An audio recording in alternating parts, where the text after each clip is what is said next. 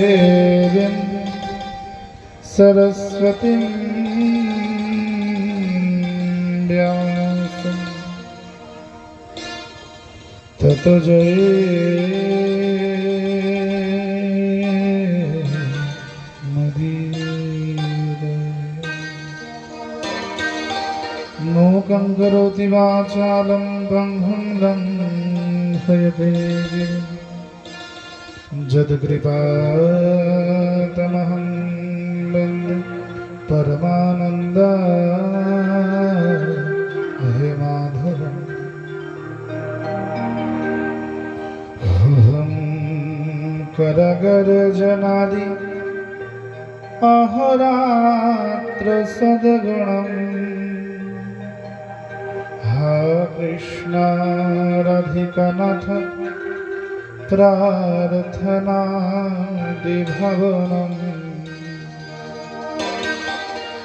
धूपदीपकस्तूरी च चन्दनादिलेपनम् श्रीतनाथद्वैतचरणारविन्दभवनम्।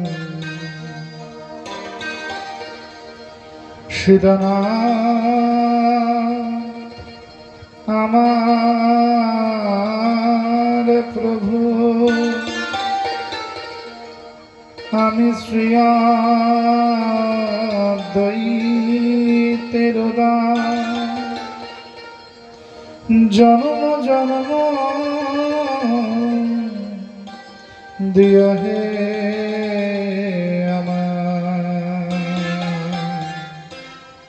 श्रीधाम श्रीमय शांति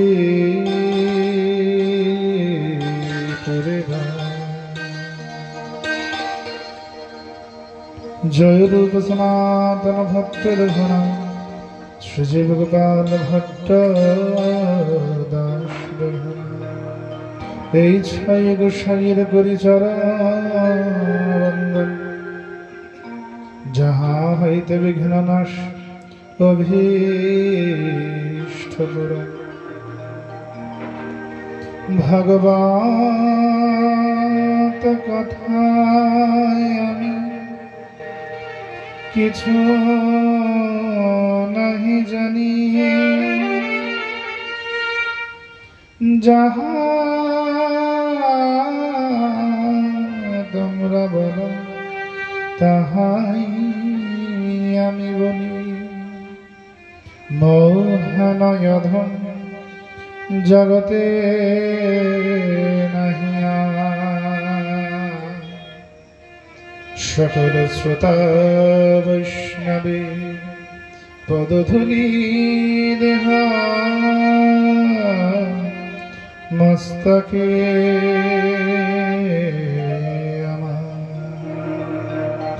जय जय श्री गुरुनिताय गौर शतनाथ प्रेमानंद निताय गौर हरि हरि बोल।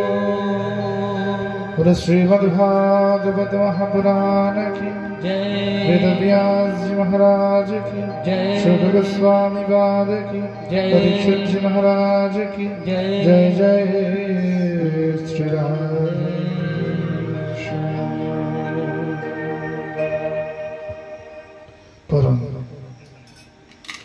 করুণা বরুণালয় অকারণ অনিন্দিত বিদ্যুৎ পীতাম্বরধারী ভক্তবাঞ্ছা কল্পতরু সচিমায়ের দুলারিয়া বিষ্ণুপ্রিয়া প্রাণ বোধা লক্ষ্মীপ্রিয়া প্রাণ স্বামী গদাধরে প্রাণবল্লভ ঠাকুর নরহরির চিতচন্না নয়নানন্দের আনন্দ রথের নাটুয়া সচল জগন্নাথ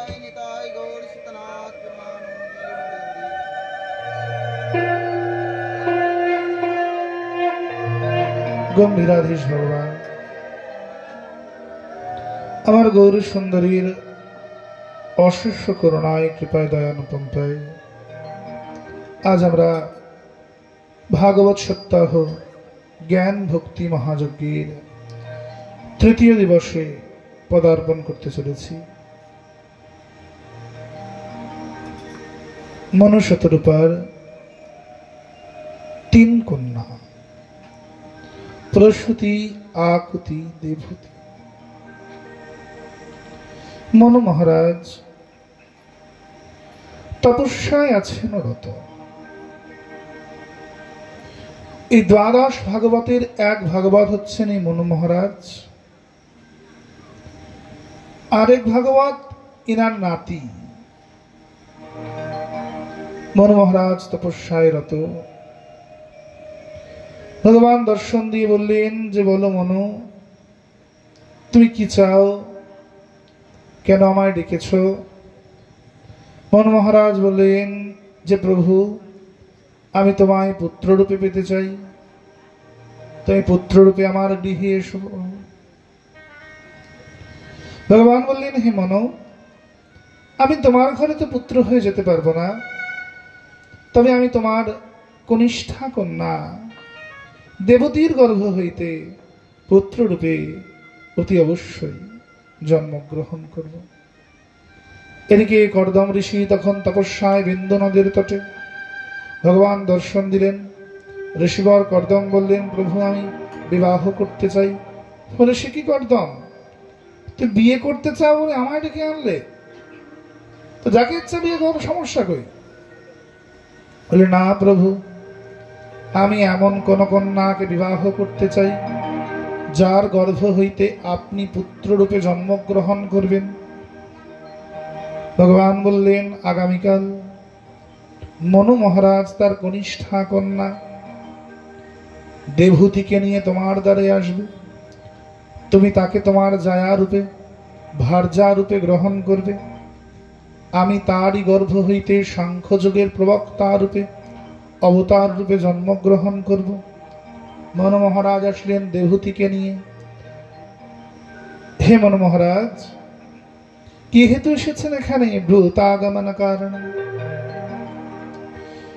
হে কর্দম ঋষি, আমার এই কন্যাকে আমি আপনার কাছে হস্তান্তর করতে এসেছি। এই কন্যা? আরে এই তো শালং করা, সারা গায়ে গয়না পরে আমার দ্বারে এসেছে। সাধুর দ্বারে কেমন করে আসতে হয় সেটাই যে জানে না, কেমন করে সে সাধুকে তার প্রতিরূপে বরণ করবে? আমার কথা শুনুন, বরঞ্চ আপনার এই রাজকন্যাকে নিয়ে গিয়ে কোন রাজপুরুষের সঙ্গে বিবাহ দিয়ে দিন। কোন রাজপুরুষের কণ্ঠলগ্ন হয়ে এনায় জীবন অতিবাহিত করবে।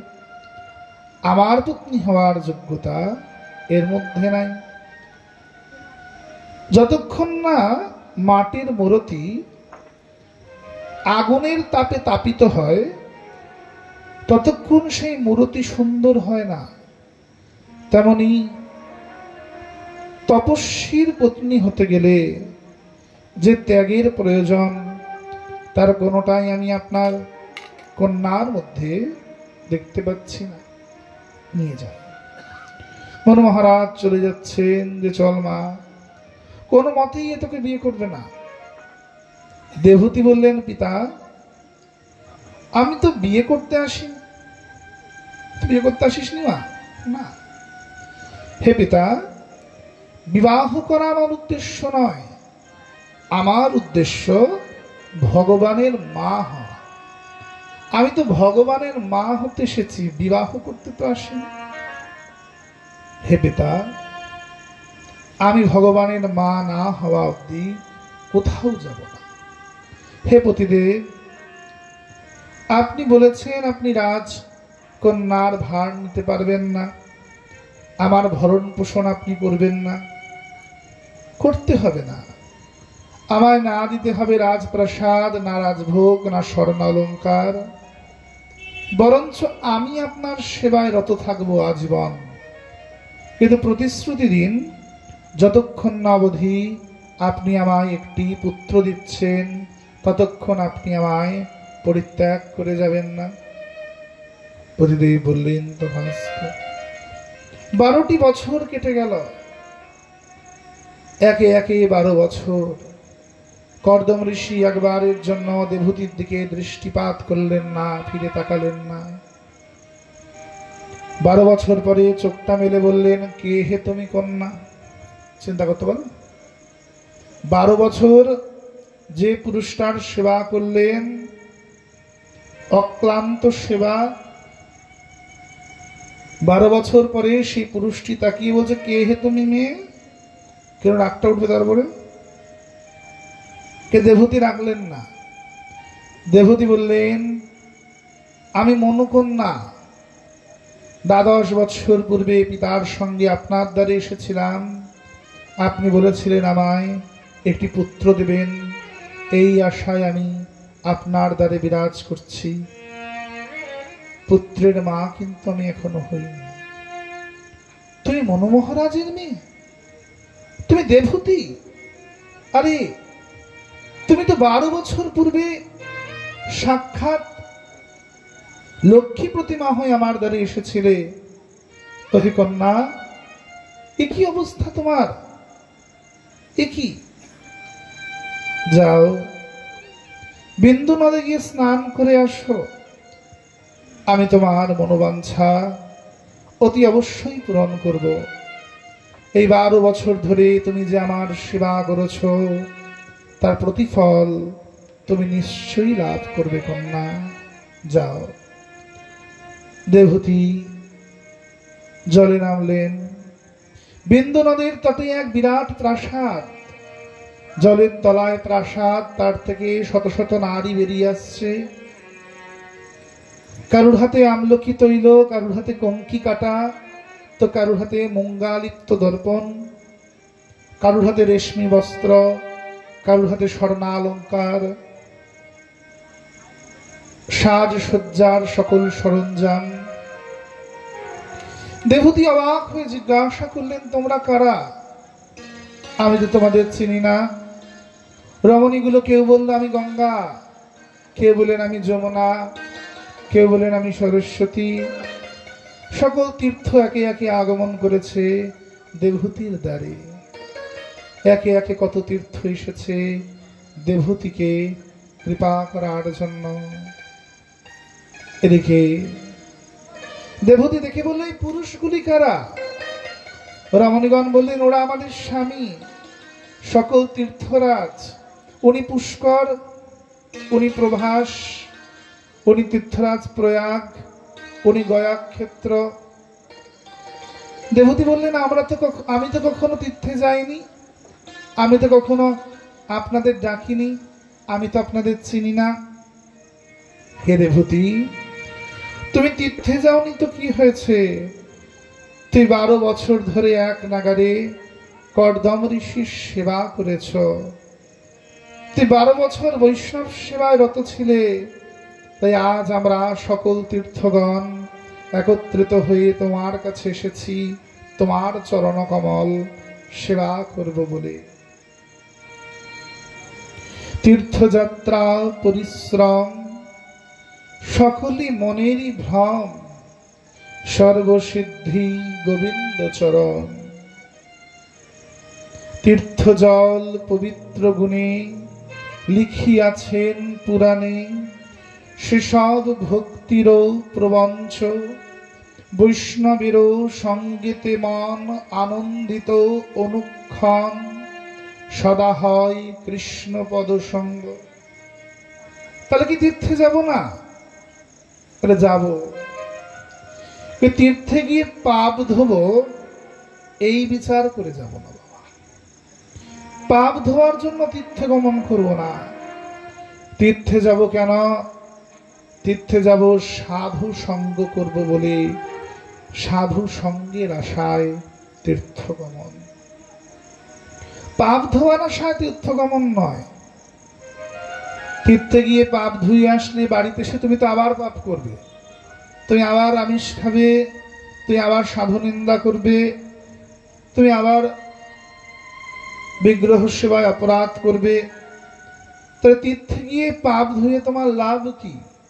কোনো লাভ নাই। এটা তীর্থে যাব কেন? বলেন, যে সাধুদের আমার বাড়িতে বসে দর্শন হয় না, তীর্থে গেলে আমি সে সাধুদের দর্শন লাভ করতে পারবো। এই জন্য বছর বছর রাধাকুণ্ডে যাই। কার্তিক মাসে কুণ্ডাষ্টমীতে? কিসের আশায়? কেবল রাধা কুণ্ডের জলে স্নান করবো এই আশায়? সাধু সঙ্গের আশায়। এই যে রথে সকল গৌরীয় বৈষ্ণবরা পুরীতে ছোটে, কি রৌদ্র, কি কষ্ট, বাপরে বাপ। সকাল থেকে বিকাল অবধি ওই ঠাটা পোড়া রোদে দাঁড়িয়ে থাকতে হয়, কত লোক অজ্ঞান হয়ে যায়, হসপিটালাইজড হয়। তা কিসের আশায় যাওয়া? এই লক্ষ লক্ষ লোক গৌরীয় বৈষ্ণবরা বঙ্গদেশ থেকে ছুটছেন উৎকলে, কিসের আশায়? বলেন এক এক শ্রীপাঠে এক এক মহন্ত, এক এক তীর্থে এক এক বৈষ্ণব আছে। সকল শ্রীপাঠে এক একবার করে গেলে এক একটি বৈষ্ণবের দর্শন হবে। যদি রাধা কুণ্ডে যাই, নীলাচলে যাই রথের সময়, ওই সব বৈষ্ণবকে আমরা এক জায়গায় এক ছাদের তলায় দেখতে পাবো। ওই সকল বৈষ্ণবের সঙ্গ তোমার একসাথে লাভ হবে, এটা অন্য কোনো সময় তোমার হবে না। সাধু সঙ্গের আশায় তীর্থযাত্রা করা। দেবতী বড় সুন্দর সাজে সেজেছেন। সকল তীর্থরা মিলে দেবতীকে উত্তম শৃঙ্গার করেছেন। নববধূর সাজে দেবতী সেজে জলের বাইরে বেরিয়ে এলেন। বেরিয়ে এসে দেবতী তার স্বামীকে খুঁজছে, কোথায় গেল আমার স্বামীটা? দেখছেন গাছের তলায় যে লোকটা তপস্যা করছিল সে তো নাই, গেল কই? আর বুড়ো মতো যে স্বামীটা ছিল গেল কই? দূরে দেখলেন বিমানের উপরে একটা রাজপুরুষ বসে আছে। দেবতীর দেখে বড় পছন্দ হলো পুরুষটিকে। পরক্ষণে মনে মনে ভাবলো, ছি ছি ছি, কি কি ভাবছি, আরে ওটা তো আমার স্বামী না। কিন্তু পুরুষটি বারবার হাত দিয়ে ইশারা করছে, উঠে এসো বিমানে। দেবতী মনে মনে ভাবছে, ছি ছি, কি দেখছি আমি? আরে আমার সে বুড়ো মতো বরটা গেল কই? মাথায় জটা জুটো, গায়ে উই পোকা জন্মে গেছে, ধুলা ধূসর, সে লোকটা কোথায় গেল? 12 বছর ধরে অপেক্ষা করিয়ে জলের তলায় ঢুকতে বলে আমার ছেড়ে পালিয়ে গেল না তো? পরক্ষণে দেখলেন বিমানে বসে পুরুষটি বলছে, দেবতী সংকোচ করো না, আমি ঋষি কর্দম, উঠে এসো। দেবতী বলেন, কি সর্বনাশ, ওই বুড়োটা এটা? সেই লোকটা 12 বছর ধরে যা সেবা করেছি, এত সুন্দর রাজপুরুষ হলো কি করে? যোগী পুরুষ, যোগ বলে এত সুন্দর রূপ ধারণ করেছে, দেখে মনে হচ্ছে যেন বিমানে সাক্ষাৎ কামদেব বসে আছে। দেবতী উঠে গেলেন, বিমানটা চলতে শুরু করলো। অনেক বছর ধরে দেবতী কর্দম ঋষির সঙ্গে বিমান বিহার করলেন। 9টি কন্যা জন্মালো। এই 9টি কন্যা কারা? এরা হলেন আমাদের নববিধা ভক্তি। অতঃপর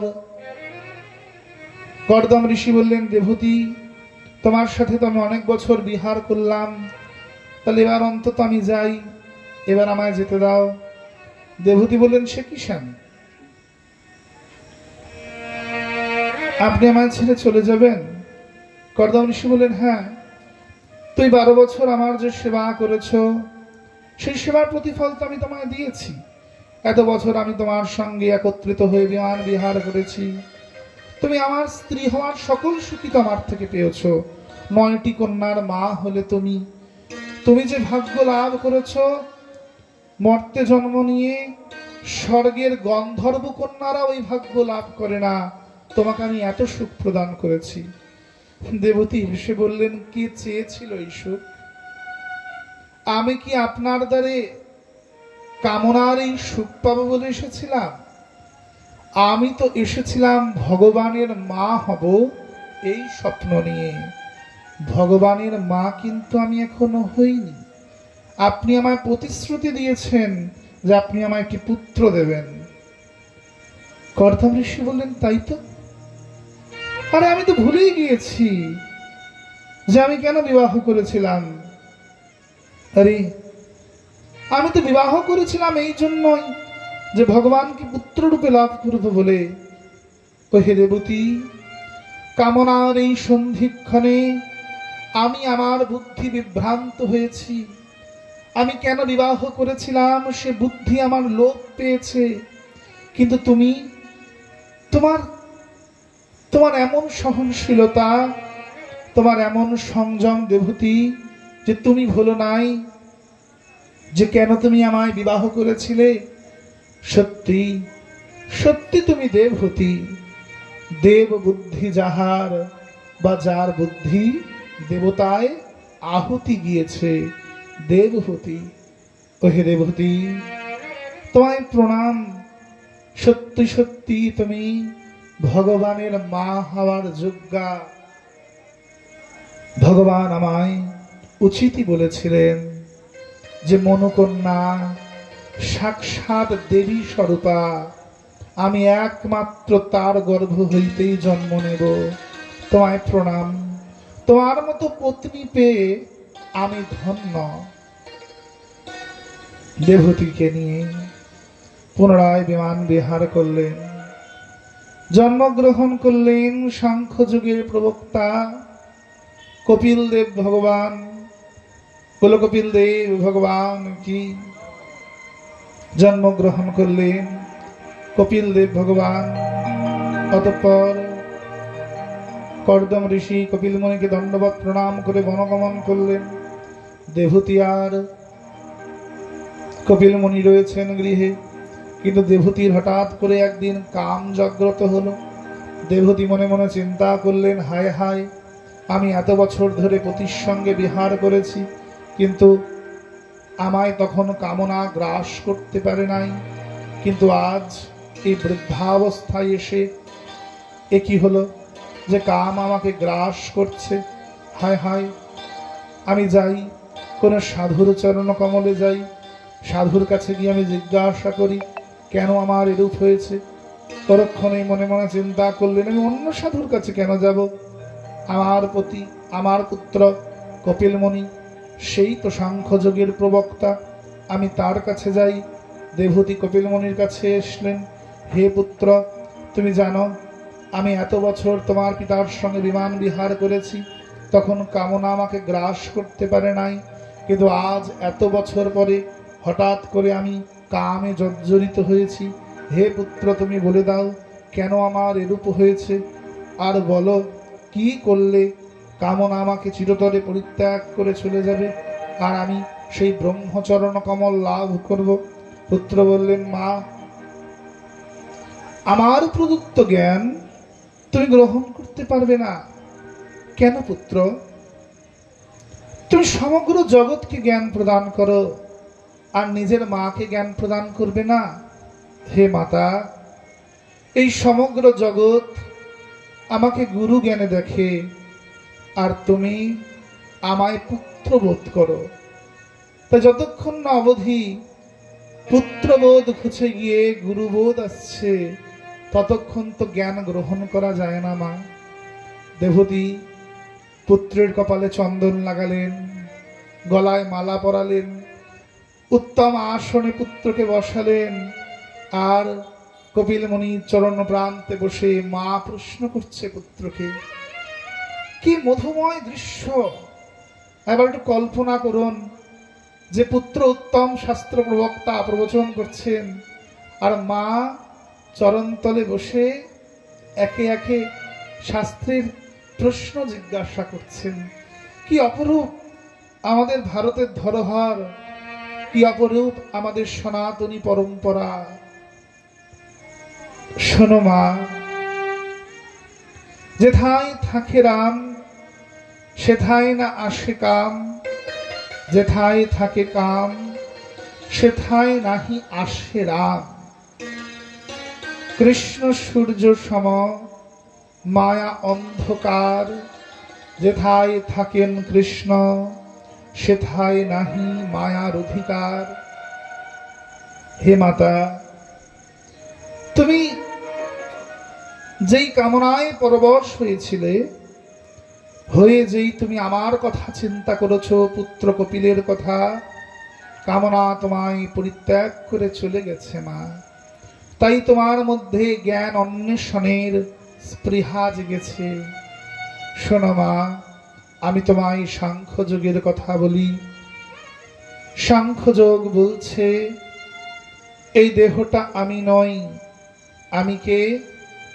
আমি দেহি। আমি কে? আমি আত্মা। আমি দেহ নই। আমি কি? আমি আত্মা। আমি দেহি, আমি দেহ নই। এ জগতে কোনোটা আমার নয়, কারুর সঙ্গে আমার কোনো সম্বন্ধ নাই। আমি চিরন্তন, আমি অবিনশ্বর। আমি তার থেকে এসেছি, আমি তাতে গিয়ে লীন হব। আমি অবিনশ্বর। অগ্নি আমায় দহন করতে পারে না, বায়ু আমায় শুষ্ক করতে পারে না, অস্ত্র আমায় ছেদন করতে পারে না।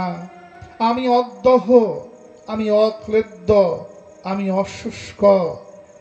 আমি আত্মা, আমি অবিনশ্বর, আমি চিরন্তন। আমি আগেও ছিলাম, আমি এখনো আছি, আমি পরেও থাকব। আমার কোনো শেষ নাই। আমি চিরনূতন, আমি চিরপুরাতন। সেই পরমাত্মা চিরনূতন, চিরপুরাতন। তিনি আদি হয়েও অনাদি, তিনি অন্ত হয়েও অনন্ত। তারই অংশ আমি। আমিও অবিনশ্বর স্বরূপ। আমি অবিনাশী, আমায় বিনাশ করা যায় না। এ জগতে আমি কিছু নিয়ে আসি নাই, আমি সাথে করে কিছু নিয়ে যাব না। আমি কেবল এই মায়ার জগতে, এই রঙ্গমঞ্চে কদিনের জন্য সম্বন্ধ পাতিয়ে কেবল অভিনয় করতে এসেছি। এখানে কেউ আমার নয়, কিছু আমার নয়। কোনটা আমার নয়? এ বাড়িটা আমার নয়, জমিটা আমার নয়, দলিলটা আমার নামে তো। তুমি আজ মরে দেখো, তোমার ছেলে দলিলটা পাল্টে দেবে, বাড়িটায় তোমার চিহ্ন রাখবে না।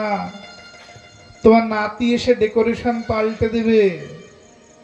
দিন বদলাচ্ছে, আরো দিন যাবে, তার পরিকাঠামো পাল্টাবে। আজ আমাদের ভিটে বাড়ি যেমন, আজ থেকে 50 বছর পরে তেমন থাকবে না। এ বাড়িটা তোমার, আমার না তো কি লোকের? এটা তুমি 100 বছর আগে ছিলে না, 100 বছর পরে বাড়িটায় থাকবে না। বাড়িটা তোমার হলো কেমন করে? গাড়িটা আমার কত দাম দিয়ে কিনেছি, এটা তোমার আগে ছিল না, পরে থাকবে না। গাড়িটা তোমার হলো কেমন করে? পুত্র, ওটা আমার আত্মজ, ওটা আমার আত্মীয় স্বজন। আমার কে? তোমার আত্মীয় স্বজন। তার আজ অনেক টাকা আছে, তোমার আত্মীয়রা তোমায় তোষামত করছে। কাল তুমি দিনের ভিখারি হও, তার আত্মীয়রা তোমার বাড়ি আসবে না, তার খোঁজ করবে না। আজ যে আত্মীয় তোমাকে ফোন করে রোজ রোজ খোঁজ নেয়, কাল তুমি একটু বলো আমার বিপদ, দেখবে আত্মীয় তোমাকে আর ফোন করছে না। যদি সাহায্য চায় আগেই ভয় লাভ করবে, আগেই ভয় পাবে। এই আত্মীয় তোমার হলো কি করে? তাহলে পুত্র আমার, ওটা আগে ছিল না, পরে থাকবে না। আজ মরলে 1 বছর ঠিক মতো একাদশী পালন করে না যারা, তারা আমার হয় কি করে? আমার মৃত্যুর পরে কয়েক বছর চিত্রপটে একটু সাদা ফুলের মালা, তারপরে ফটোটা স্থান বদলাবে, ড্রয়ারের ভেতরে বা খামের ভেতরে নাতি ঢুকিয়ে দেবে। নাত বৌমা আসলে কি হবে? ফটোটা ডাস্টবিনে চলে যাবে, আস্তা কুড়ে গিয়ে পড়বে। সে আমার হয় কি করে? আমার করে যাকে মানুষ করলাম, কদিন পরে পরের বাড়ির মেয়ে আসলে যে পুত্র আমায় খেতে দেয় না, যে পুত্র আমার দিকে তাকিয়ে দেখে না, আমাকে বৃদ্ধাশ্রমে ফেলে দিয়ে চলে আসে, সেই পুত্রটা আমার হলো কি করে? বউটা আমার তো, কি যে বলেন, বউটা আমার না, আমার সন্ন্যাসী, কি যে বুঝবেন আপনারা, আপনারা তো বিয়ে করেননি। কত মন্ত্র পড়ে বিয়ে করেছি জানেন? তোমার হৃদয় আমার, আমার হৃদয় তোমার, হাতে হাত রেখে দুধ ঢালাঢালি করে, গলায় মালা পরিয়ে, ফুলের গন্ধ শুকে, গামছা পেঁচাপেঁচি, কত ঝামেলা বাবা। বউটা আমার না তো কি লোকে, বউটা তো আমার। আজকে মরে দেখো মা, কালকে পারলে শ্মশানে দাঁড়িয়ে পঞ্জিকা দেখবে যে পরের বিয়ের লগ্ন কটায় আছে। কালকে শ্মশানে দাঁড়িয়ে পঞ্জিকা দেখবে না যে পরের বিয়ের লগ্ন কটায়। সংসার চালাতে হবে তো, এটাই বাস্তব। বউটা আমার, পুরুষ মারা গিয়েছে, রমণীটা খুব কাঁদছে। ওগো তুমি চলে গেলে গো, আমার কি হবে গো, বুক টুকে টুকে কাঁদছে, টুকে টুকে কাঁদছে, মাথা পিটিয়ে পিটিয়ে কাঁদছে। তাকে গিয়ে বললো যে মা, তুই এত কাঁদছ, তুই এমন করে আর বেশি না 15 মিনিট কাঁদতে পারো, তুমি তো স্বামীর কাছে চলে যাবে। আর কাঁদবে, আর কাঁদবে মা? তোমরা হলে কি করতে জানি না, আমি হলে অন্তত কাঁদতাম না। মানে আধ ঘন্টা পরে আমিও রাধে রাধে, গোসাই কয় কি? এতদিন তিনি ছিলেন, তিনি মালিক ছিলেন, এবার তিনি গেছেন, আমি মালকিন, চাবিটা তো আমার কাছে, জমির দলিল এবার আমার নামে, ওগুলো দেখাবো আর ছেলে বৌমাকে নাচাবো, আমি চলে যাবো মানে? না না, দেবে কান্না শুকিয়ে গিয়েছে, আর কান্না আসছে না। বাস্তব, আমি নিজের জীবন দিয়ে দেখেছি। আমার এক শিষ্যা একবার ফোন করেছে যে বাবা, আমার শিষ্য গত হয়েছেন, অল্প বয়স্ক। সঙ্গে সঙ্গে ছুটে গেছি একজনকে নিয়ে। কি কান্না, কি কান্না, খুব কাঁদছে, খুব কাঁদছে। তো লোকটা গভর্নমেন্ট সার্ভিস করত, তো অফিসের লোকজন এসছে কিসব সিগনেচার করাতে, একদম চোখের জল মুছে সুন্দর করে পেন ধরে সিগনেচার গুলি সব করলো, একবারও হাত কাঁপলো না। অর্থাৎ যেই অর্থের সময় এলো, যে ভবিষ্যতের কথা এলো, সিগনেচারের সময় এলো, দুঃখ আধ ঘন্টার জন্য হলেও দেহকে পরিত্যাগ করলো। এত কান্না, এত কান্না, চোখে একারে পিচকিরি লাগানো হয়ে গেছে, দমকল ফিট করা হয়ে গেছে, খুব কাজের, কুটে কুটে কাঁদছে, কুটে কুটে কাঁদছে। কান্না বন্ধ হলো কিছুক্ষণের জন্য। প্রমাণ করে যে আমরা নিজেদের কতটা ভালোবাসি, এবং যে ভালোবাসার অভিনয়টা আমরা করি যে ওগো আমি তোমায় খুব ভালোবাসি গো, তোমাকে ছাড়া আমি বাঁচবো না গো, তুই খুব বাঁচবে, তুই খুব বাঁচবে। তুমি চলে গেছো এটা বড় কথা নয়, তুমি চলে গেলে আমার কি হবে গো, এটা হচ্ছে সমস্যার বিষয়। এই জগতে কেউ আপন নয়। করতে করতে করতে আমার বাবা মা, তারা আমার আপন। শুনতে একটু কটু লাগলেও এটা সত্য কথা যে পিতামাতাই ধরিত্রীতে ভগবানের স্বরূপ। আমাদের শাস্ত্রে বলেছে মাতৃদেব ভবা পিতৃদেব ভবা। তবুও বাড়িতে 4টে ছেলে আছে, 4টে ছেলে 4 রকম রোজগার করে। দেখবে বাবা মার ভালোবাসা কার প্রতি বেশি হয়? কার প্রতি বেশি হবে? যে ছেলেটা সবচাইতে বেশি রোজগার করে, যে ছেলেটা বাবা মাকে সবচাইতে সচ্ছল রাখতে পারে, বাবা মা তার জন্য সুন্দর খাদ্যটা তুলে রাখবে। এটা বাস্তব। শুনতে কটু জানি, শুনতে গায়ে লাগে, কিন্তু এটাই সত্য বাবা, এটা বাস্তব। যতই আমরা বলি যে না আমাদের সব পুত্র সমান, সব ছেলেকে সমান নজরে দেখি, না না, মোটেও দেখো না। যেটা উত্তম সেটার প্রতি দৃষ্টি আগে যায়। তাহলে গুরুদেবরা কি কখনো ভেদাভেদ করে না?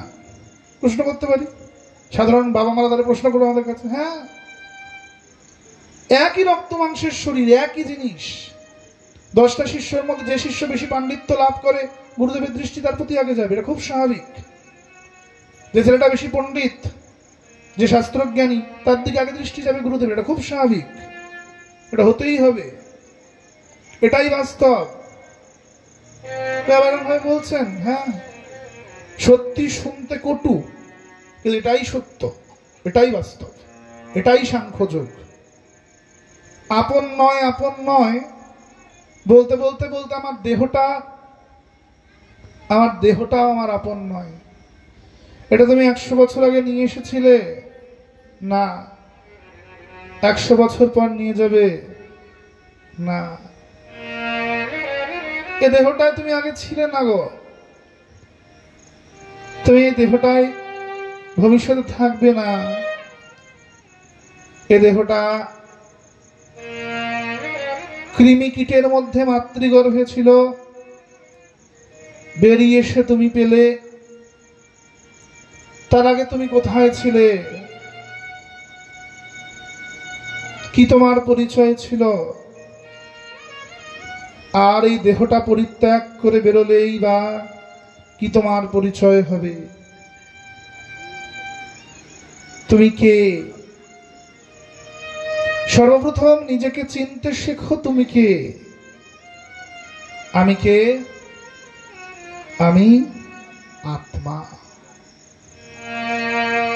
আমার একটি সম্বন্ধ, আমি আত্মা, আমি পরমাত্মার অংশ, আমি পরমাত্মায় গিয়ে লীন হব। এ ব্যতীত আমার কোনো সম্বন্ধ নেই, কোনো সম্পর্ক নেই, কোনো দায়বদ্ধতা নেই। আর ওই একটাই সম্বন্ধ, বাদ বাকি সকল সম্পর্ক মায়ার সম্পর্ক, স্বার্থের সম্পর্ক। এ ব্যতীত কোনো সম্পর্ক নেই। এ জগতে নিঃস্বার্থ কোনো সম্বন্ধ হয় না, হয় না। বিদ্যালয়ের বন্ধুত্ব দেখবে কলেজ লাইফে গিয়ে থাকে না। কলেজ লাইফে গিয়ে যে বন্ধুগুলোর সঙ্গে খুব বন্ধুত্ব আছে, চাকরি ক্ষেত্রে যখন গেলাম আস্তে আস্তে তাদের সঙ্গে সম্বন্ধটা শিথিল হবে। আমার পাড়ার যে বন্ধুরা আছে, আমার যদি অন্য জায়গায় চাকরি হয়, সেই পাড়ার বন্ধু, গ্রামের বন্ধু যাদের সঙ্গে রোজ আড্ডা মারতে বসতাম, একটা সময় সেই বন্ধুদের সঙ্গে আর সম্বন্ধ থাকে না। আজ যে আত্মীয় পরিজন, মামা বাড়ির সঙ্গে আমার খুব ভালো সম্পর্ক, আমার বিয়ের সঙ্গে আমার সম্পর্ক বৃদ্ধি পাবে, শ্বশুর বাড়ির সঙ্গে মামা বাড়ির সম্পর্ক শিথিল হবে। আমাদের প্রতিটি সম্পর্ক পরিবর্তনশীল, কোনো সম্পর্ক জগতে আমাদের স্থায়ী নয়। কেন? কারণ যখন যে সম্বন্ধে আমরা বেশি স্বার্থ দেখি, আমরা সেই সম্বন্ধটাকে বেশি মুষ্টিমেয় করে ধরি। এটা আমাদের মনুষ্য চরিত্র।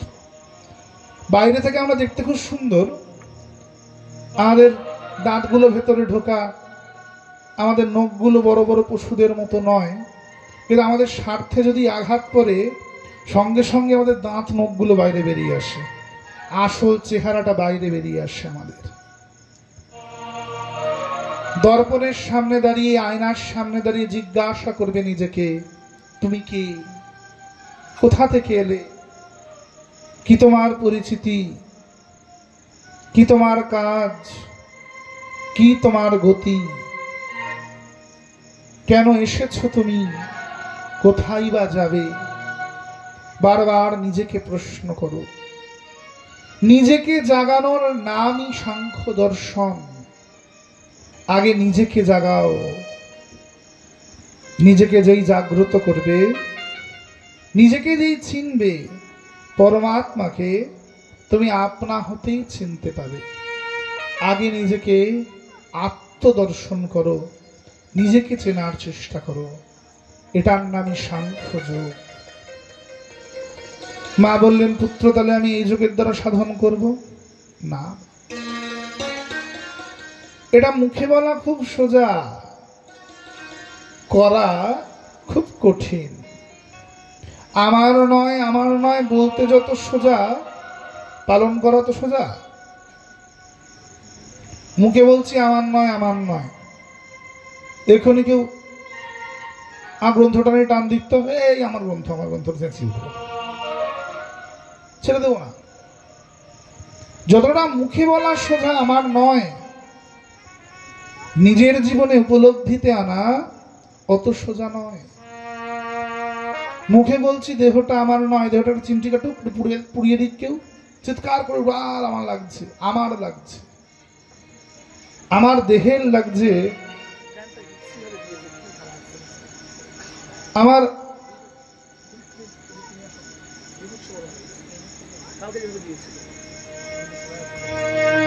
আমার দেহের লাগছে, এই বোধটা আমাদের মধ্যে আসে না। এখন চাক্ষুষ প্রমাণ দেখুন, আমার দেহটার গরম লাগছে, অর্থাৎ আমি মনে করছি আমার গরম লাগছে। গরম লাগছে দেহটার, আমার নয়। কারণ আত্মার কাছে শীত গ্রীষ্ম সমজ্ঞান, আত্মার কাছে আলাদা আলাদা জ্ঞান হয় না। আত্মা শীত গ্রীষ্মকে অনুভব করতে পারে না, আত্মার সেই ক্ষমতাই নাই বাবা। আত্মা শীত গ্রীষ্মকে কদাপি অনুভব করে না। তাহলে অনুভব করে কে? আমার দেহটা।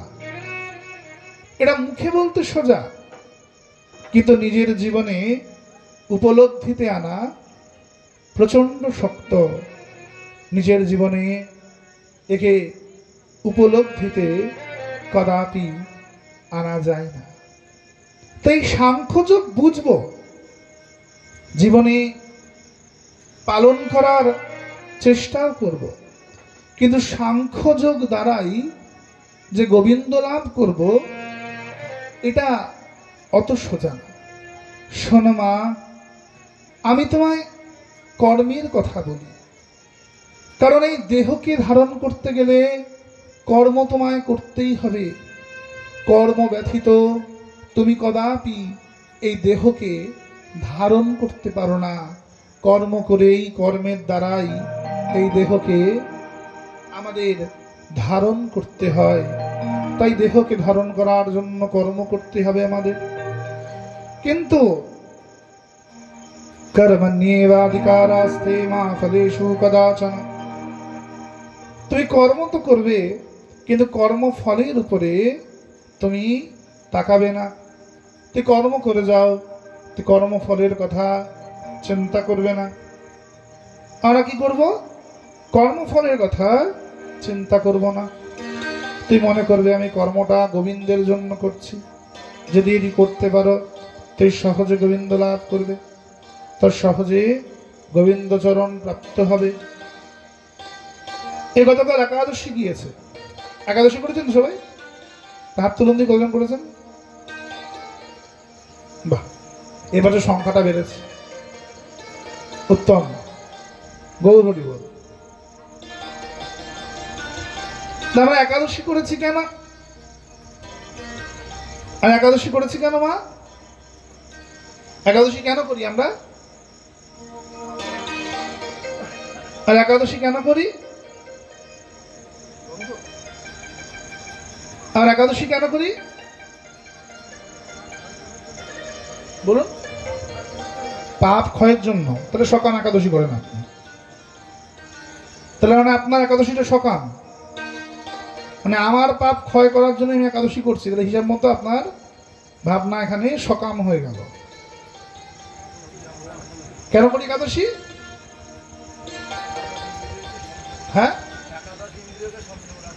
নিজেকে সংযম রাখার জন্য। তো সেই আবার নিজে হয়ে গেল সকাম। একাদশ ইন্দ্রিয়কে সংযমিত রাখার জন্য সেই সকামই হলো, নিজেই চলে আসা হলো এখানে। একাদশী কেন করি আমরা? ভগবানের প্রীতির জন্য।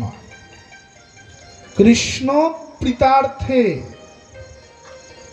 একাদশীর যে সংকল্প, বৈষ্ণবরা সংকল্পে বলে কৃষ্ণ প্রীতার্থে, গোবিন্দের প্রীতি সাধনের জন্য। অর্থাৎ কর্ম করছি, একাদশী করছি, কিন্তু কর্মফলটা গ্রহণ করছি না, কর্মফলটা গোবিন্দকে দিয়ে দিচ্ছি। তাহলে কি পাপ ক্ষয় হবে না? ওটা আপনি আপ হবে। তাহলে কি ইন্দ্রিয় সংযম হবে না? ওটা আপনি আপ হবে। কিন্তু ওটা আমি কামনা করব না। আমি কামনা করব কি? আমি কামনা করব কৃষ্ণ প্রীতার্থে বা বিষ্ণু প্রীতার্থে, ভগবানের প্রীতির জন্য। আমরা ব্রত করি কেন? না ভগবানের প্রীতি লাভের জন্য, ভগবানের সন্তুষ্টির জন্য। তার মানে আমরা কর্মযোগী। মহাপ্রভু আমাদেরকে কর্মযোগী বানিয়েছেন, প্রসাদ ভোজি করেছেন। কর্ম করছি কেন? ঠাকুর তোমার ভোগ লাগবে বলে রোজগার করতে হবে। রান্না করছি কেন? তোমার ভোগ লাগবে। সকালে উঠছি কেন? মঙ্গল আরতি করতে হবে। শয়ন যাচ্ছি কেন? না শরীর ঠিক রাখতে হবে, তোমার সেবা করবো কি করে? তাহলে ঘুরিয়ে ফিরিয়ে আমি কর্মযোগী হয়ে গেছি, হয়েছি তো। কিন্তু এটার একটা সমস্যা আছে। কি সমস্যা? কর্মযোগী কর্মের ফলকে পরিত্যাগ করে দেয়, কিন্তু কর্মযোগী কর্তৃত্ব বোধকে ধরে রাখে। আমি একাদশী করেছি কেন? বিষ্ণু প্রীতার্থে। কেউ জিজ্ঞাসা করুক, আমরা কি বলি? আমি একাদশী করি। এই তুমি একাদশী করো? এই জানো নিয়ম সেবায় আমি মাটিতে শুই। ও তুমি তেল হলুদ খাও? কার্তিক মাসে তেল হলুদ খেতে নেই। আমি তো একাদশী দিন আগুনেরটা খাই না, ছুই না। ও তোমরা শাকার আলু ভাজা খাও। এই যে আমার কর্তৃত্ব বোধ এলো যে আমি খুব ভজনীয় মহাত্মা, আর আমার সম্মুখে যিনি দাঁড়িয়ে আছেন তিনি কম ভজনীয়। অর্থাৎ আমার কর্মের উপর কর্তৃত্ব বোধ জাগ্রত হলো। আমি কর্মযোগী তো হলাম, কর্মের ফলের আশা করলাম, ভগবানকে দিয়ে দিয়েছি, কিন্তু আমার কর্তৃত্ব বোধ গেল? আর কর্তৃত্ব বোধ গেল না। অর্থাৎ আমি পুনরায় একটি বন্ধনে আবদ্ধিত হলাম, কর্তৃত্ব বন্ধন। আমাদের এই বন্ধন আমাদের মুক্ত হতে দেয় না। আমাদের এই বন্ধনটা আমাদের পুনরায় পেঁচিয়ে ধরল, আমায় মুক্ত পুরুষে হতে দিল না। শোনো মা, তোমায় আমি জ্ঞান যোগের কথা বলি। সাংখ্যযোগ কি বলল? আমি কে? সাংখ্যযোগ বলল কি? আমি আত্মা। জ্ঞানযোগ কি বলছে? জ্ঞান বললেন আমি আত্মা নই। আমি কে? আমি পরমাত্মা। সাংখ্য আর জ্ঞানে এইটুকুই ফারাক। মন দিয়ে বুঝবেন, আমি খুব সোজা করে বোঝাচ্ছি। গীতার উৎকৃষ্ট দর্শন, গীতা নিত্য নৈমিত্তিক পড়লেও শ্রীমদ্ ভাগবতের দর্শন এত শক্ত যে সাধারণ নিত্য নৈমিত্তিক পড়লেও চট করে কিন্তু বোধগম্য হওয়ার নয়। এটা হয়তো আমরা স্বীকার করি না, কিন্তু আমি এখনো বলছি যে এতটা জীবন ধর্মাচরণ করার পরেও, পড়াশোনা করার পরেও গীতার অনেক শ্লোকের অর্থ আজ অব্দি নিজে জীবনে উপলব্ধি করতে পারিনি। এত শক্ত।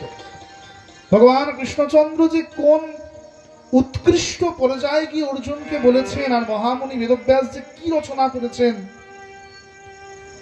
তাই জন্যই মহাত্মারা বলেছেন যে গীতায় নাই এমন কোন দর্শন নাই, এমন শক্ত ফিলোসফি।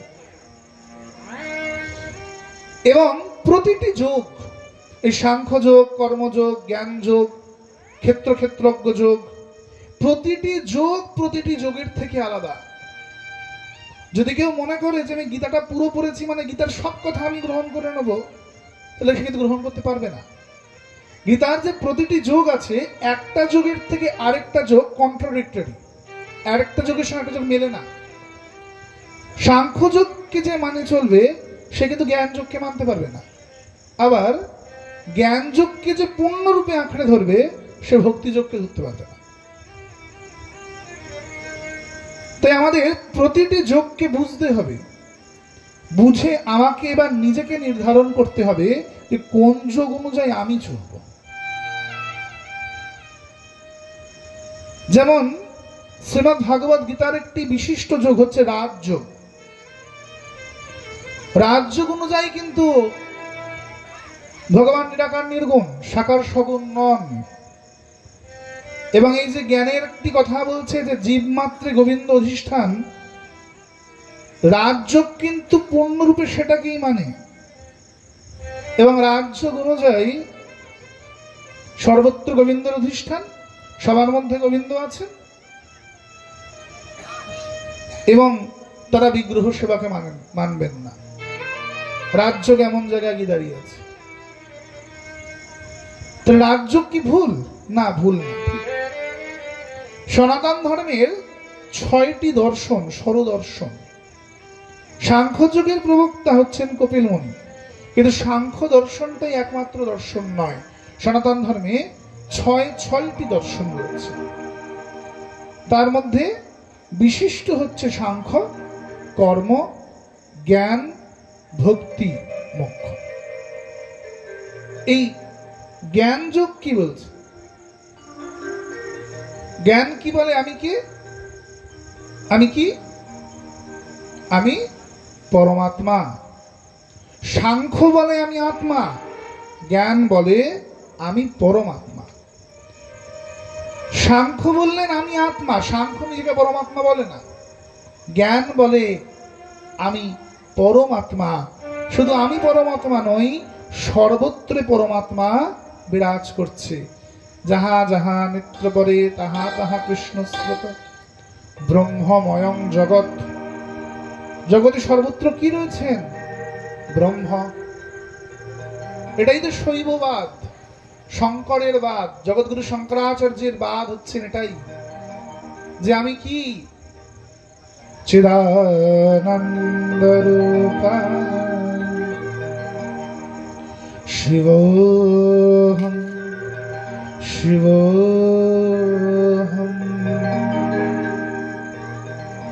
অহম ব্রহ্মাস্মি।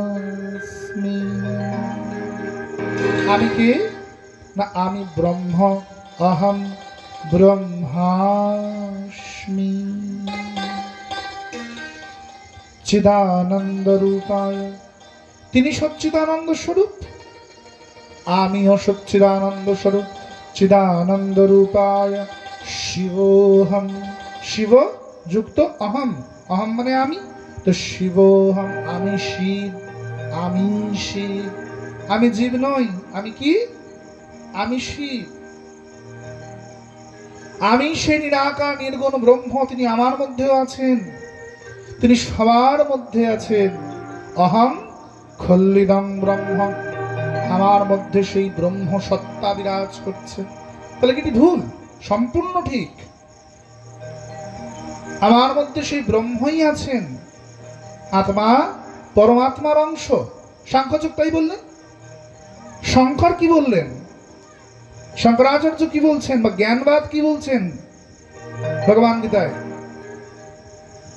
যে পরমাত্মার অংশ যদি আত্মা হয়, তাহলে বড় মিছরির ঢেলা, তার থেকে ভেঙে কতগুলো মিছরি আলাদা আলাদা করে নিলাম, তাহলে বড় মিছরিটা মিষ্টি, ছোট ছোট মিছরিগুলো কি হবে? মিষ্টি। তাহলে পরমাত্মার অংশ আত্মা, তাহলে পরমাত্মা যদি সচ্চিদানন্দ রূপ হয়, তাহলে আমি কি? তাহলে আমিও সচ্চিদানন্দ ঘন স্বরূপ। মায়েরা বুঝতে পারছেন? জিজ্ঞেস করবো কিন্তু একটু পরে সেটা। তাহলে আমি কি? আমিও সচ্চিদানন্দ ঘন স্বরূপ। তিনি সচ্চিদানন্দ স্বরূপ, আমিও সচ্চিদানন্দ স্বরূপ। অহং খল্লিদং ব্রহ্ম, আমার মধ্যেও সেই ব্রহ্ম আছে, আমিও সেই, আমি তার থেকে অভিন্ন নই।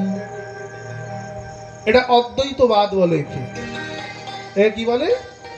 অদ্বৈতবাদ। এই ব্রাহ্মণদের যে স্মার্ত মার্গী, ব্রাহ্মণদের তত্ত্ব কিন্তু এটার মধ্যেই রয়েছে। তারা কিন্তু অদ্বৈতবাদী, জ্ঞানবাদী। বেদ কিন্তু নিরাকার ব্রহ্মর কথাই বলেছেন, সাকার ব্রহ্মের কথা বলেননি। বেদ কিন্তু নিরাকারবাদী, সাকারবাদী নয়। পুরাণ হচ্ছে সাকারবাদী, বেদ নিরাকারবাদী। তাহলে কি বললেন? চিদানন্দ রূপায় শিবোহম শিবোহম, আমিও তারই স্বরূপ, আমিও সেই, আমিও শিব, আমি জীব নই। শ্রীমান মহাপ্রভু বললেন এটি ঠিক, কিন্তু এটি আংশিক ঠিক। আসুন দিন, আসুন দিন। এটি ঠিক, কিন্তু এটি আংশিক রূপে ঠিক, পূর্ণ ঠিক নয়। কেন? শ্রীমান মহাপ্রভু কিন্তু শঙ্করাচার্যের কুলেরই দীক্ষিত। জগৎগুরু শঙ্করাচার্যের যে দর্শনামা সন্ন্যাসী আছেন, গিরি, পুরী, অরণ্য, ভারতী, সরস্বতী ইত্যাদি, তার মধ্যে পুরী সম্প্রদায় মহাপ্রভু দীক্ষা হয়েছে, আর ভারতী সম্প্রদায় মহাপ্রভুর সন্ন্যাস হয়েছে। তাহলে দুটো সম্প্রদায় কিন্তু মায়াবাদী সম্প্রদায়, শঙ্করাচার্য সম্প্রদায়ের মধ্যেই পড়ছে। তাহলে মহাপ্রভু কিন্তু মায়াবাদী সন্ন্যাসী হিসাব মতো। কিন্তু এইখানে মহাপ্রভুর মতের সঙ্গে শঙ্করাচার্যের মতটা মিলল না। তাই মহাপ্রভুর সম্প্রদায়টি শঙ্করাচার্যের সম্প্রদায়ের থেকে আলাদা হয়ে গেল। মহাপ্রভু দীক্ষিত এবং সন্ন্যাস দুটোই কিন্তু শৈব সম্প্রদায় বা মায়াবাদী স্মার্ত সম্প্রদায়, কিন্তু মহাপ্রভুর যে মত পথ সবটা পাল্টে গেল। তাই জন্য আমাদেরকে নিত্যানন্দ প্রভুর দীক্ষা পরম্পরা অনুযায়ী ব্রহ্মমাধ্য গৌরীয় সম্প্রদায়ের অন্তর্গত করে দেওয়া হলো। মহাপ্রভু বললেন হ্যাঁ শঙ্করাচার্য ঠিক, আংশিক ঠিক। কেন? শঙ্করাচার্য বললেন বড় মিছরির ঢেলাকে ভেঙে টুকরো টুকরো করলে সবকটা মিছরির ঢেলাই বড় মিছরির মতো মিষ্টি। তাহলে আমরা আত্মা, পরমাত্মার স্বরূপ, তাহলে আমরাও সচ্চিদানন্দ ঘনরূপ। মহাপ্রভু বললেন যে হ্যাঁ, বিরাট সমুদ্র লবণ, তার থেকে কাটিয়ে আমি এক মগ জল তুলে নিলাম, ওটাও লবণ। তাই তো লবণই তো হবে, নাকি মিষ্টি হবে? লবণ হবে। সমুদ্রের জলের যা স্বাদ আর মগের জলের তা কি স্বাদ হবে নাকি? কিন্তু মহাপ্রভু বললেন যে বিরাট সমুদ্রের জলে নীল তিমির খেলা করতে পারে, মগের জলে কি তিমির মাছ খেলা করতে পারবে? পারবে না। তাই এটা সত্য কথা, আমি পরমাত্মার স্বরূপ, কিন্তু আমি পরমাত্মা নই, আমি হতেও পারবো না। উনি বিভু, আমি অনু। উনি শিব, আমি জীব। কিন্তু উনি শিব, আমি জীব মানে কেবলমাত্র লিটার লিটার দুধ তার মাথায় ঢেলে দেওয়াটাই আমার ধর্ম নয়, যেটা আমরা অধিকাংশ সনাতনী করে থাকি। আমরা হয়তো পরম বৈষ্ণব শিব পূজনের অর্থটাই অর্ধেক বেশিরভাগ লোক বুঝি না। আমরা মনে করি শিবের মাথায় দুধ গঙ্গার জল ঢালাটাই বোধহয় শিবের পূজা। না, আমি যে দেবতার পূজা করছি, আমি সেই দেবত্ব লাভ করাটাই সেই দেবতার পূজা। অর্থাৎ শিবের পূজা করা মানে, শিব তো জ্ঞান যোগীরাই শিব উপাসনা করে, ভক্তি মার্গীরা তো গোবিন্দ উপাসনা করে। জ্ঞান যোগ হচ্ছে শিব উপাসনার যোগ। শিব উপাসনা বলুন, তন্ত্র উপাসনা বলুন, শাক্ত উপাসনা বলুন, সবই এই জ্ঞান মার্গের মধ্যে পড়ে। জ্ঞান মার্গী এই উপাসনা করে। বা যিনি তন্ত্র সাধনা করছেন তারও একই কথা, তিনি নিজেকে সদাশিবে পরিণত করতে চাইছেন। মায়ের পায়ের তলায় আমি সদাশিব হয়ে যাব, সদাশিবের গতি চাইছেন সে। তাহলে শিব কি? তিনি আদি যোগী, তিনি যোগীশ্বর। শিবের মাথায় গ্যালন গ্যালন দুধ ঢাললেই শিব সাধনা নয়, তার যে যোগ সাধনা সেটাকে নিজের মধ্যে নিয়ে আসা, এটাই হচ্ছে শিবের উত্তম সাধনা। শিব কি? শিব হচ্ছেন হরিকথার শ্রেষ্ঠ শ্রোতা। তার মতো উত্তম হরিকথার শ্রোতা নাই। এলাহাবাদের ত্রিবেণী সঙ্গমে দ্রোণাচার্যের পিতা ঋষি ভরদ্বাজ মুনির কাছে পর্যন্ত শিব মাতা পার্বতীকে সঙ্গে নিয়ে রাম কথা শুনতে এসেছেন কৈলাসের সুখ ছেড়ে। তার মতো হরিকথার শ্রোতা নেই। শিবের সাধনা করা মানে আমাকে উত্তম শ্রোতা হতে হবে। মহাদেব হচ্ছেন হরিকথার উত্তম বক্তা। শিব সাধন করা মানে আমায় অনর্গল হরিকথা বলতে হবে। মহাদেব হচ্ছেন আশুতোষ, অল্পে সন্তুষ্ট হন। আশুতোষ আমাদের রাজ্য ক্ষেত্রজ্ঞ যোগ কি বলছে? তত্ত্বাবিত্তা কাকে বলে? বললেন যিনি সমদর্শী। মহাদেব কেমন? সমদর্শী।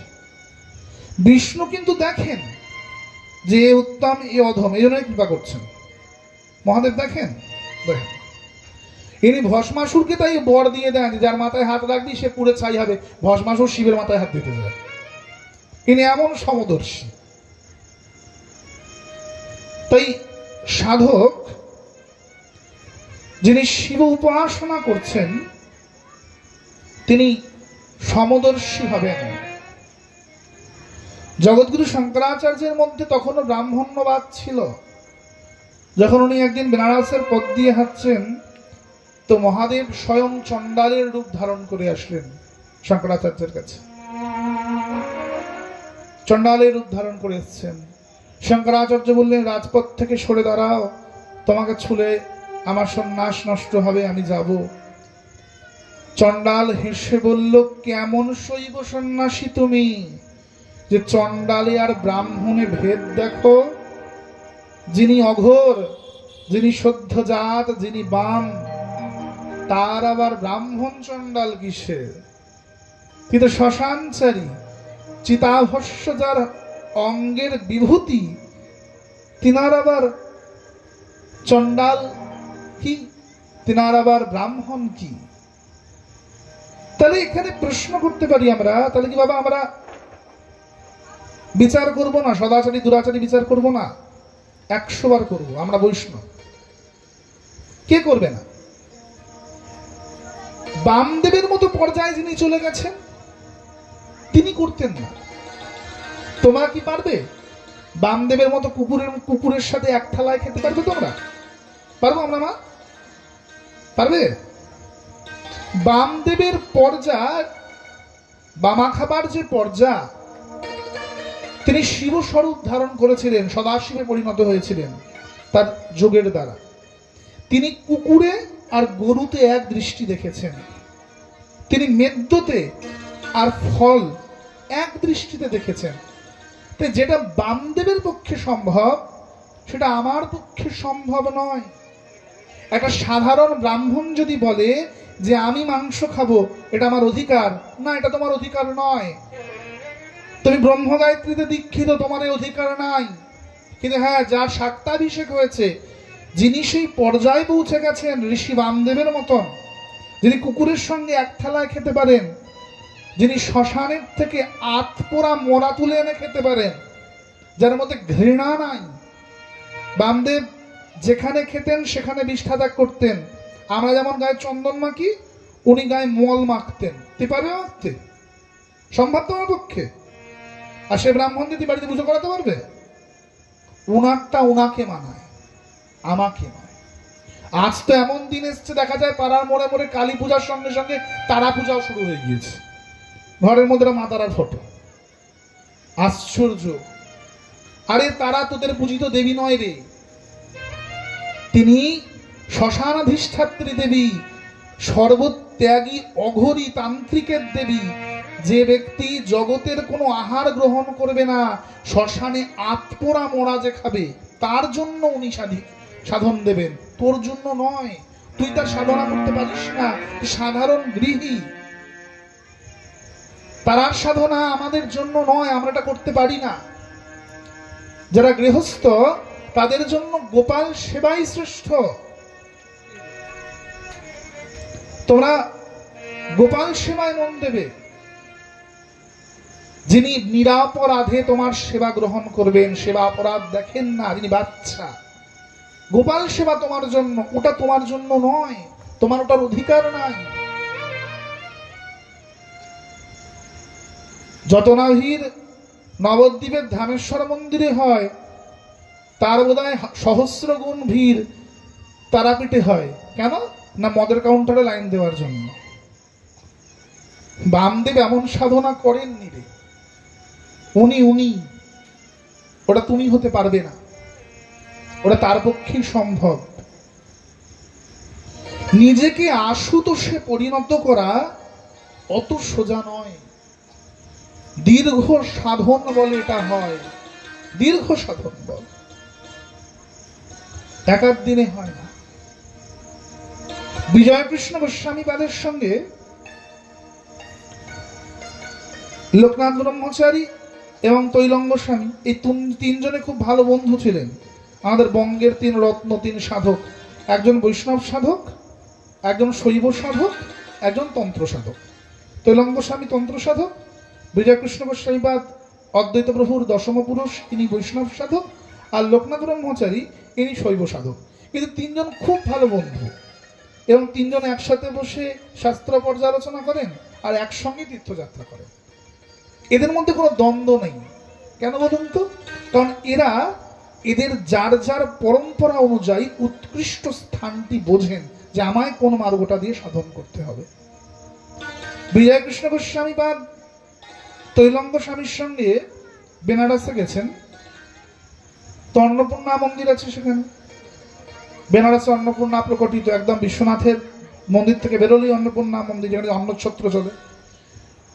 তৈলঙ্গ স্বামী পেচ্ছাপ করে হাতে করে মূত্র নিয়ে অন্নপূর্ণার গায়ে ছুঁড়ে মারলেন। বিজয়কৃষ্ণ গোস্বামী যেহেতু বৈষ্ণব, তিনি তো শুদ্ধাচার দেখেন, তিনি তো সদাচারী, তিনি বললেন হায় হায় রে, কি করছে, ছি ছি ছি, মায়ের গায়ে মূত্র ছুঁড়ে মারছে, হায় হায়। তৈলঙ্গ স্বামী উত্তর করলেন, বিজয়কৃষ্ণ সদাচার দেখো না, আমি কেন ছিটিয়েছি দেখো। বলে কেন ছিটালে? বলে মায়ের কোলে যদি বাচ্চা পেচ্ছাপ করে দেয় তাতে কি মা ঘৃণা পায়? মা ঘৃণা পায় না, মা বাচ্চাকে কোলে তুলে নেয়। যদি প্রকৃত মা হয় আমাকে ডাক দিয়ে কোলে নেবে, আর যদি প্রকৃত মা না হয় মূর্তি হয়ে বসে থাকবে। অন্নপূর্ণা ডাক দিলেন, ওরে এদিকে আয়, আমার কোলে আসবি আয়।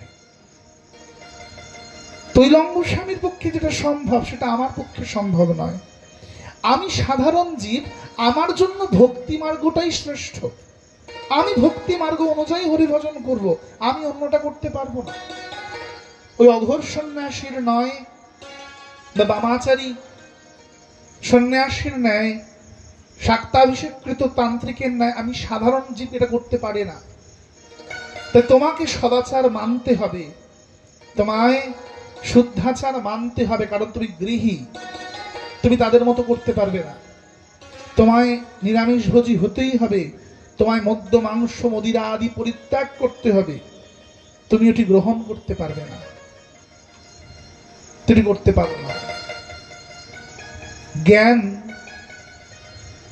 সেখানে সে সবকিছুতে ব্রহ্ম দর্শন করে, অর্থাৎ তার কাছে খাদ্যটাতেও ব্রহ্ম, তার কাছে মদিরাতেও ব্রহ্ম, মদটাতেও ব্রহ্ম, মেদ্যটাতেও ব্রহ্ম, আবার মূত্রটাতেও ব্রহ্ম। সে সবটাতে ব্রহ্ম দেখছেন। আমি দেখতে পারবো? পারবো আমি দেখতে? পারবো না। আমি গন্ধ সহ্য করতে পারবো না, কারণ আমার দৃষ্টিতে এগুলো আলাদা আলাদা জিনিস। এটা নোংরা, এটা সুন্দর, এটা খাওয়ার যোগ্য, এটা খাওয়ার যোগ্য নয়। তাই আমি কদাপি রামকৃষ্ণদেব কিংবা বামাখাপা হতে পারি না, আমি তাদের মতো ওটা নকল করতে পারি না। আমাকে শুদ্ধাচার সদাচার মানতেই হবে। যদি এটা কেউ প্রশ্ন করে যে বাবা আপনারা বলছেন যে ব্রাহ্মণ আমিষ খায়, তিনি ব্রাহ্মণ নন, তাহলে কি রামকৃষ্ণ ব্রাহ্মণ ছিলেন না? ত্রৈলঙ্গ স্বামী ব্রাহ্মণ ছিলেন? হ্যাঁ, তারা ব্রাহ্মণ কেন, তারা উচ্চ মার্গের সাধক ছিলেন। তুমি সেটা নও, তুমি সেটা হতেও পারবে না। ওটা হওয়া অত সস্তার বিষয় নয়, ওটার উচ্চ মার্গের বিষয়। তোমাকে ভক্তি মার্গটাই অবলম্বন করতে হবে। জ্ঞান মার্গে চলা, জ্ঞানের পথে চলা অত সোজা নয়। বিজয়কৃষ্ণ গোস্বামীপাদ তিনি সর্বপ্রথম জীবনে ব্রহ্ম সমাজে ছিলেন, কিন্তু বিজয়কৃষ্ণ গোস্বামীপাদ কিন্তু প্রথমে বৈষ্ণব ছিলেন না। আমাদের অদ্বৈত পরিবারের বলরাম মিশ্রের শাখার দশম পুরুষ হচ্ছে বিজয়কৃষ্ণ গোস্বামী, আমাদেরই পরম্পরার মধ্যে পড়ে। যখন ব্রহ্ম সমাজের অধ্যক্ষ হলেন বিদ্যাসাগরের জামাতা, তখন বিজয়কৃষ্ণ গোস্বামী দেখলেন যে ব্রহ্ম সমাজ মুখে যেটা বলে কাজে সেটা করে না। তখন ইনি ব্রহ্ম সমাজ ত্যাগ করে আবার শান্তিপুরে এসে পিসিমার কাছে শ্যামসুন্দরের ভজন শিখলেন, মদন গোপালের সেবা করলেন। গেলেন গয়াক্ষেত্রে, আকাশগঙ্গা পর্বতে স্বয়ং সীতানাথ অদ্বৈত প্রভু নেমে এসে দীক্ষা দিলেন। বিজয়কৃষ্ণ গোস্বামী চলে আসলেন নীলাচলে, নরেন্দ্র চন্দন সরোবর অর্থাৎ পিসির বাড়ি যেটাকে আপনারা বলেন, তার পিছন দিকে বকুল গাছের তলায় বসে হরিভজন প্রারম্ভ করলেন, যেখানে এখন তার সমাধি মন্দিরটি আছে। বিজয়কৃষ্ণ গোস্বামী তাদের কাছে তখন দীক্ষা নিতে এলেন একটি ছেলে। দেখবেন মন্দিরের উল্টো দিকে আরেকটি মন্দির আছে, কুড়কানন্দ ব্রহ্মচারী শ্রীপাঠ পঞ্চমন্দির মহাদেবের আসন। এসে জিজ্ঞাসা করলেন যে গুরুদেব, ভগবান কোথায় আছেন? বিজয়কৃষ্ণ গোস্বামী বললেন ভগবান সর্বত্র আছে। কোথায় তিনি নেই? অহং খল্লিদম ব্রহ্ম, আমার মধ্যে সেই ব্রহ্ম, তোর মধ্যে সেই ব্রহ্ম, সবার মধ্যে সেই ব্রহ্ম বিরাজ করছে। কোথায় নেই তিনি? সর্বত্র তিনি আছেন। শিষ্য খুব আনন্দ পেল যে গুরুদেব বলেছেন সর্বত্র ভগবান আছে, সর্বত্র ভগবান। নাচতে নাচতে বেরিয়েছে বাইরে। পুরীর রাজপথ দিয়ে হাতি যাচ্ছে, শিষ্য প্রণাম করছে, হে হাতি ভগবান তোমাকে দণ্ডবত প্রণাম করি। বাবা, আর সরলিনী মায়েরাও প্রণাম করছে। আহা, ধন্য গ্রামের সরলিনী মায়েরা, কি হরি কথা শুনছেন। বৃন্দাবন বিহারী লাল কি। তা শিষ্য হাতিটাকে প্রণাম করছে যে হে হাতি ভগবান তোমায় প্রণাম করি। হাতি কি আর শোনে মা? হাতি সুরে করে পেঁচিয়ে ঠাস করে আচার দিয়েছে। গুরুদেবের কাছে গেছে, ও গুরুদেব লাগলো তো, আপনি তো বলেছিলেন ভগবান সর্বত্র আছে। তো গেলাম হাতিটার কাছে প্রণাম করলাম, হাতি তো দিল ছুঁড়ে পেঁচিয়ে এক আচার। খুব লেগেছে, আপনি বলেন ভগবান সর্বত্র আছে।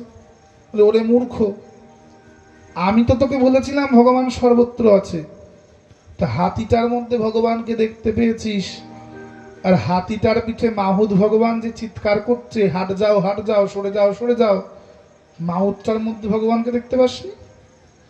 হাতিটার মধ্যে যেমন ভগবান আছে, মাহুতটার মধ্যে তো ভগবান আছে, আছে কি না? জ্ঞান যোগ বলতে সোজা। কলা গাছটায় তুমি আছো, বেড়াটায় তুমি আছো, ব্যাসকাটে তুমি আছো, গ্রন্থে তুমি আছো, পঞ্চপত্রে তুমি আছো, আমার মধ্যে তুমি আছো। পালন করা অত সোজা না, অত সোজা নয় মা। কেন? বিবেকানন্দ তো বলেছেন শিবজ্ঞানে জীবের সেবা, তাহলেই হবে। শিবজ্ঞানে জীবের সেবা মানে কি? শুধু মানুষের সেবা। আর যে পশুগুলো দেখতে সুন্দর তাদেরকে বাড়িতে এনে পোষা, আর যেটাকে দেখতে সুন্দর না সেটা কেটে খাওয়া, নাকি? শিবজ্ঞানে যদি জীবের সেবা হয়, তাহলে সকল জীবে গোবিন্দ অধিষ্ঠান করছে, কর সেবা। তিনি সর্বত্র আছেন। সকল জীবের মধ্যে তিনি আছেন। জীবে দয়া করে যেই জন সেই জন সেবিছে ঈশ্বর, ঠিক কথা। তাহলে জীব কোথায়? মানে শুধু মানুষ জীব, আর বাকিগুলো কি জীব নয়? আমার বাড়ির কুকুরটার মধ্যে ভগবান আছে, আর সেই কুকুরটাকে কামড়াতে বাড়ির রাস্তার লেডি কুকুরগুলোকে লাঠি দিয়ে পিটবো, ওগুলোর মধ্যে কি আছে? অন্য কিছু আছে? এটাই যদি ভগবান থাকে তো ওটাতেও কি আছে? ভগবান আছেন। আমি আমার গোয়ালের গরুটাকে খুব সুন্দর করে রাখি, আর অন্য গোয়ালের গরু যদি আমার বাড়িতে ঢোকে, আমার আশ্রমে ঢোকে, সেটাকে ঠেঙিয়ে তারাই। কি আমার জীবে সেবারে? অর্থাৎ তোমার মধ্যে সর্বজীবে গোবিন্দ অধিষ্ঠান, এই বোধটা তো আসলোই না। তুকারাম রুটিতে ঘি মাখাচ্ছে, কুকুর এসে রুটিগুলো মুখে করে নিয়ে চলে যাচ্ছে, তুকারাম পেছন পেছন ছুটছে। কেন? রুটি নিয়ে যাচ্ছে, মারবে বলে? হাতে ঘিয়ের বাটিটা নিয়ে ছুটছে, তাহলে আরে বিঠ্ঠলা, আরে বিঠ্ঠলা, রুক যা। কেন? তাহলে আমি ঘি নেই লাগাই, রুটিতে এখনো ঘি লাগিয়ে দিইনি, ঘিটা লাগাই তারপরে তুই খা। কুকুরটার মধ্যে বিঠ্ঠলনাথকে দর্শন করেছেন। আমার রান্নার পরে যদি বাড়িতে রান্নাঘরে কুকুরে এসে মুখ দিতে যায়, আমিও ছুটবো, ঘিয়ের বাটি নিয়ে মোটেও ছুটবো না, আমি বড় চেলা কাঠ নিয়ে ছুটবো।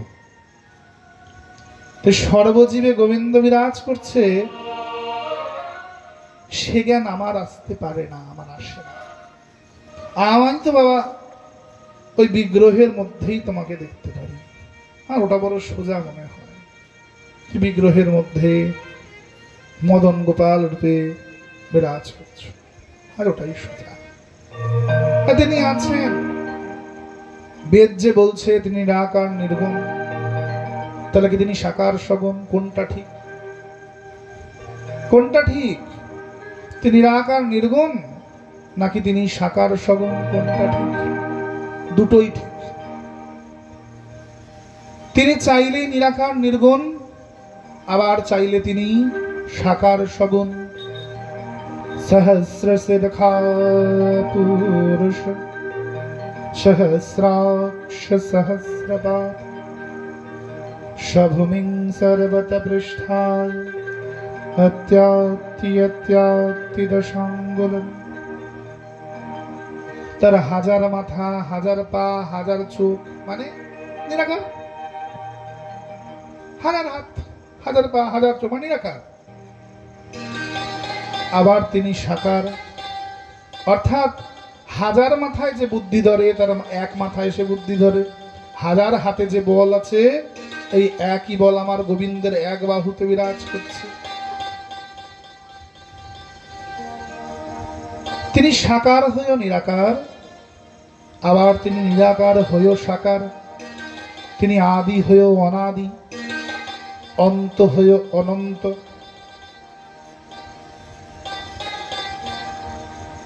যারা জ্ঞানবাদী বা নিরাকারবাদী, যারা বলছেন ভগবানের আকার নাই, তিনি নিরাকার নির্গুণ, তারা দিনে 3 বার 4 বার 5 বার চিৎকার করে করে বলছে, হে সৃষ্টিকর্তা তুমি মহান, হে ঈশ্বর তুমি মহান, তুমি সৃষ্টি স্থিতি প্রলয় করো, তুমি আমাদের রক্ষা করো, তুমি আমাদের পাপ আর পুণ্য অনুযায়ী আমাদের স্বর্গ নরক দাও। এইটা বলছে। যে ভাষায় বলুক, সংস্কৃতে বলুক, ইংলিশে বলুক, উর্দুতে বলুক, ফার্সিতে বলুক, আলটিমেটলি গিয়ে স্তুতিটা ওই একই। ওই আমরা যা বলছি, খ্রিস্টানিটিও তাই বলছে, জৈন তাই বলছে, বুদ্ধিস্ট তাই বলছে, সকল ধর্ম ঘুরে ওই একই কথা বলছে। তুমি সৃষ্টি স্থিতি প্রলয়ের কারণ, তুমি মহান, তুমি আমাদের স্বর্গ নরক দাও, তুমি আমাদের রক্ষাকর্তা, তুমি আমাদের পিতা, তুমি আমাদের মাতা, একই কথা ঘুরিয়ে ফিরিয়ে। তাহলে এই দিনে 5 বার 10 বার করে স্তুতি করা হচ্ছে, চিৎকার করা হচ্ছে, তাহলে এই বিশ্বাস নিয়ে স্তুতি করছেন যে আমি যে স্তুতিটা করছি, চিৎকার করে প্রার্থনা করছি, তাহলে তিনি এটা শুনছেন নাকি? শুনছেন তো? যদি আমি এটি বিশ্বাস না করি যে তিনি শুনতে পান, তাহলে কি আমি স্তুতি করব? আমি বলছি তিনি আমার পাপ পুণ্য দেখেন, সেই অনুযায়ী তিনি আমায় স্বর্গ নরক দেন, দোজক কিংবা বেহস্ত দেন। তাহলে আমি বিশ্বাস করি যে তিনি দেখতে পান, আর পাপ পুণ্য তিনি দেখতে পাচ্ছেন, তার মানে তার দর্শন ইন্দ্রিয় আছে, চোখ আছে। এটাই তো প্রমাণ করছে নাকি? বোঝা যাচ্ছে মায়েরা? বোঝা যাচ্ছে নাকি সব মাথার উপর চলে যাচ্ছে? হরিবল হরিবল বললে তার হারি রাজী সিরাদে। আর তো অপেক্ষা করুন না, একটু পরে আপনাদের জন্য গল্প দিচ্ছি। সিরাদে একটু পরে ধ্রুব চরিত্র ঢুকবে, আপনার ভালো লাগবে। সিরাদে হরিবল। সরলিনী ভক্তিমতী মায়েরা, তাহলে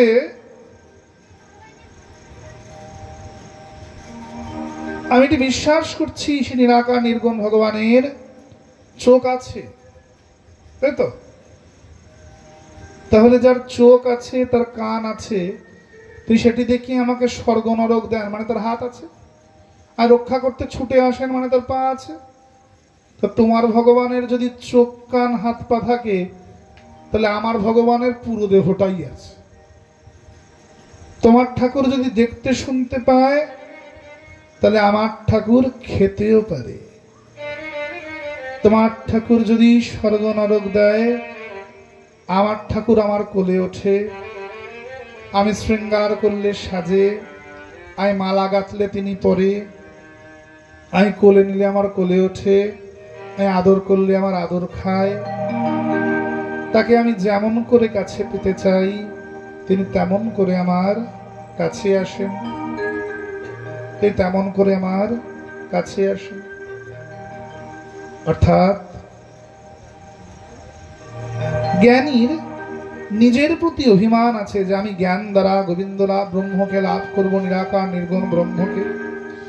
কিন্তু শরণাগত ভক্ত বলছে আমারও তো জ্ঞান নাই, আমি পারবো না, আমারও তো ক্ষমতা নাই। তা তুমি কি পারো? বলে আমি তো তোমাকে ওই বিগ্রহের মধ্যেই দেখতে পারি, আমি শরণাগত। জ্ঞানী নিজের জ্ঞানের দ্বারা, যোগের দ্বারা, ধ্যানের দ্বারা গলায় যে মায়ার পাশটা আছে সেটাকে খুলতে পারে।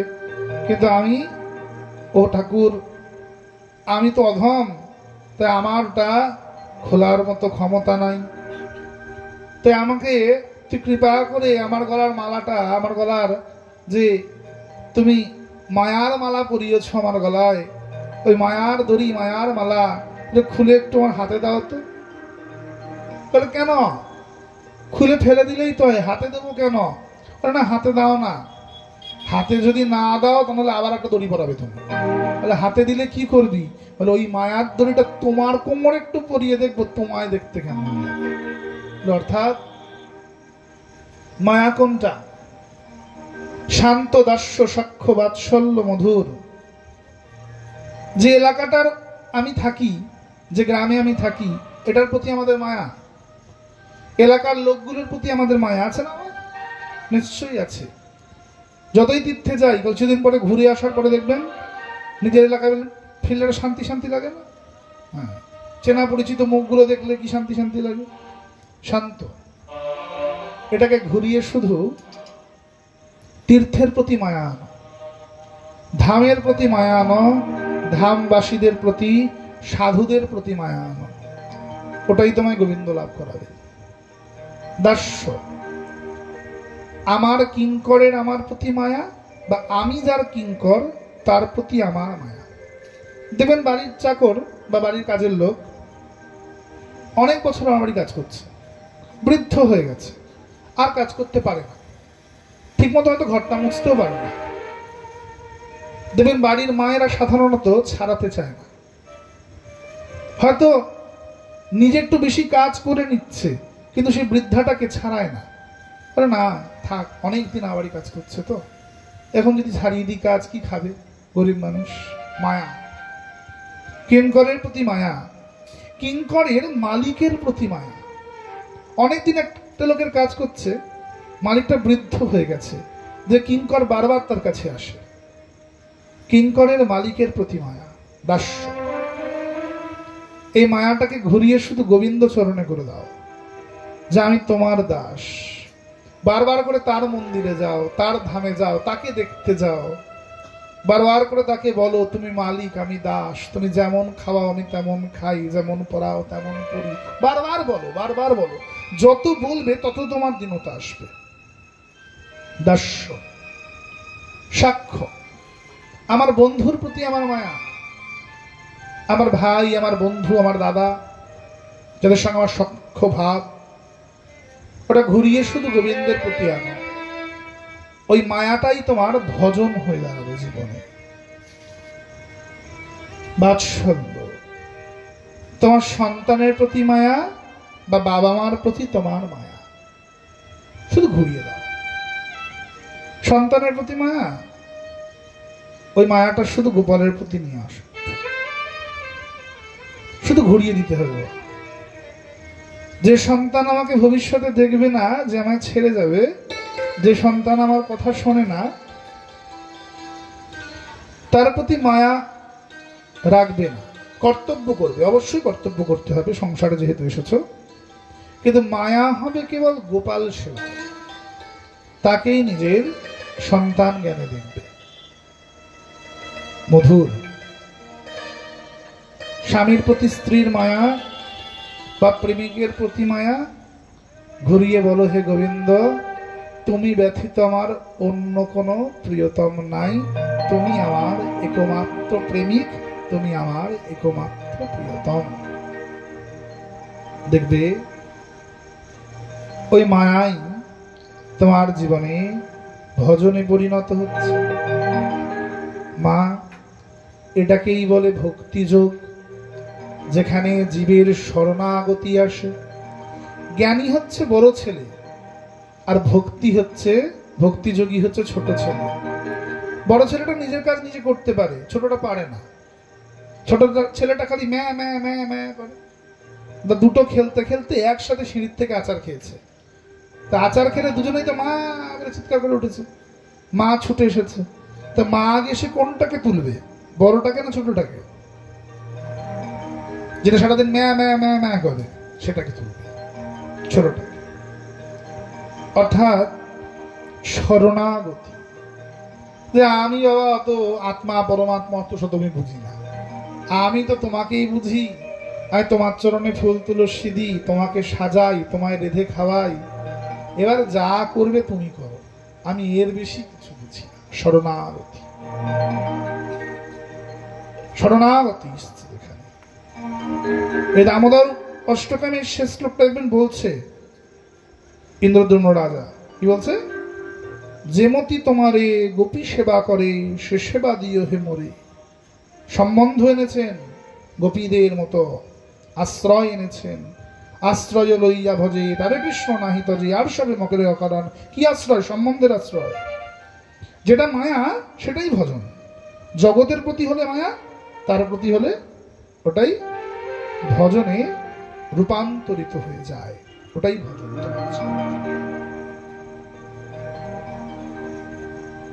এই ভক্তি আবার তিন প্রকার। কি? রাজসিক, তামসিক, রাজসিক, সাত্ত্বিক। শোনো, তমগুণান্বিত ভক্তি পরের ক্ষতি করে ভক্তি অঙ্গ যজন করতে চায়। পরের ক্ষতি করা ভক্তিকে তামসিক ভক্তি বলে। মারণ, উচাটন, বশীকরণ, বলি আদি ক্রিয়ার দ্বারা যে ভক্তি অঙ্গ যাজন করা হচ্ছে তাকে তামসিক ভক্তি বলে। বেদে আছে, মহাভারতেও আছে।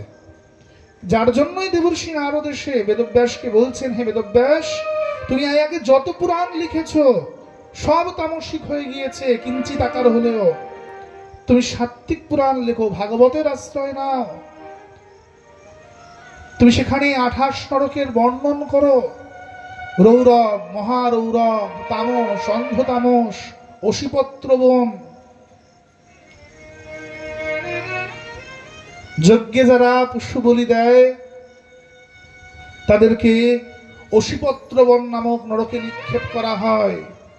এই বনের যে পাতাগুলো সেগুলো অসির মতো, তরোয়ারের মতো ধারালো। সেখানে আত্মা গিয়ে একটি নতুন দেহ পায়।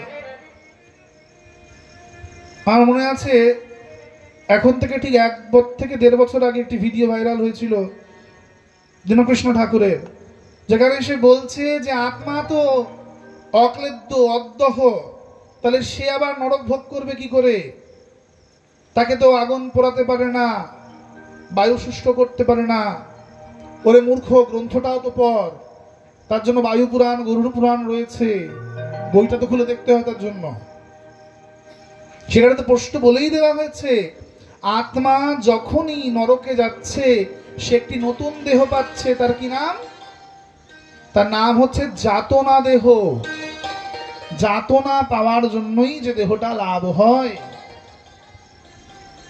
এই যে বাড়িতে ছাড়াচ্ছ না হাঁস, কাটছ, ভাজছ তেলের মধ্যে, চিন্তা করো না, তোমাদের জন্য এসি ওলা ঘরগুলো আছে, বড় বড় ফ্ল্যাট, সেখানে ডিভান, আলমারি, সোফা, খাট সব পাবে, যাও, চিন্তা নেই।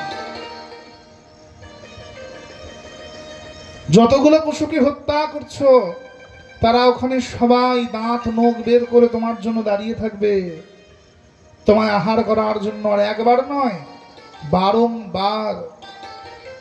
আজ যেমন তেলের কড়াইতে ছেড়ে নাড়ছো, তোমাকেও তেলের কড়াইতে ছাড়া হবে। তারা তোমাকে ওখানে পরিপাক করবে, খাবে, ভক্ষণ করবে, চিন্তা নেই। অসিপত্র মনে তোমাকে ছেড়ে দেওয়া হবে,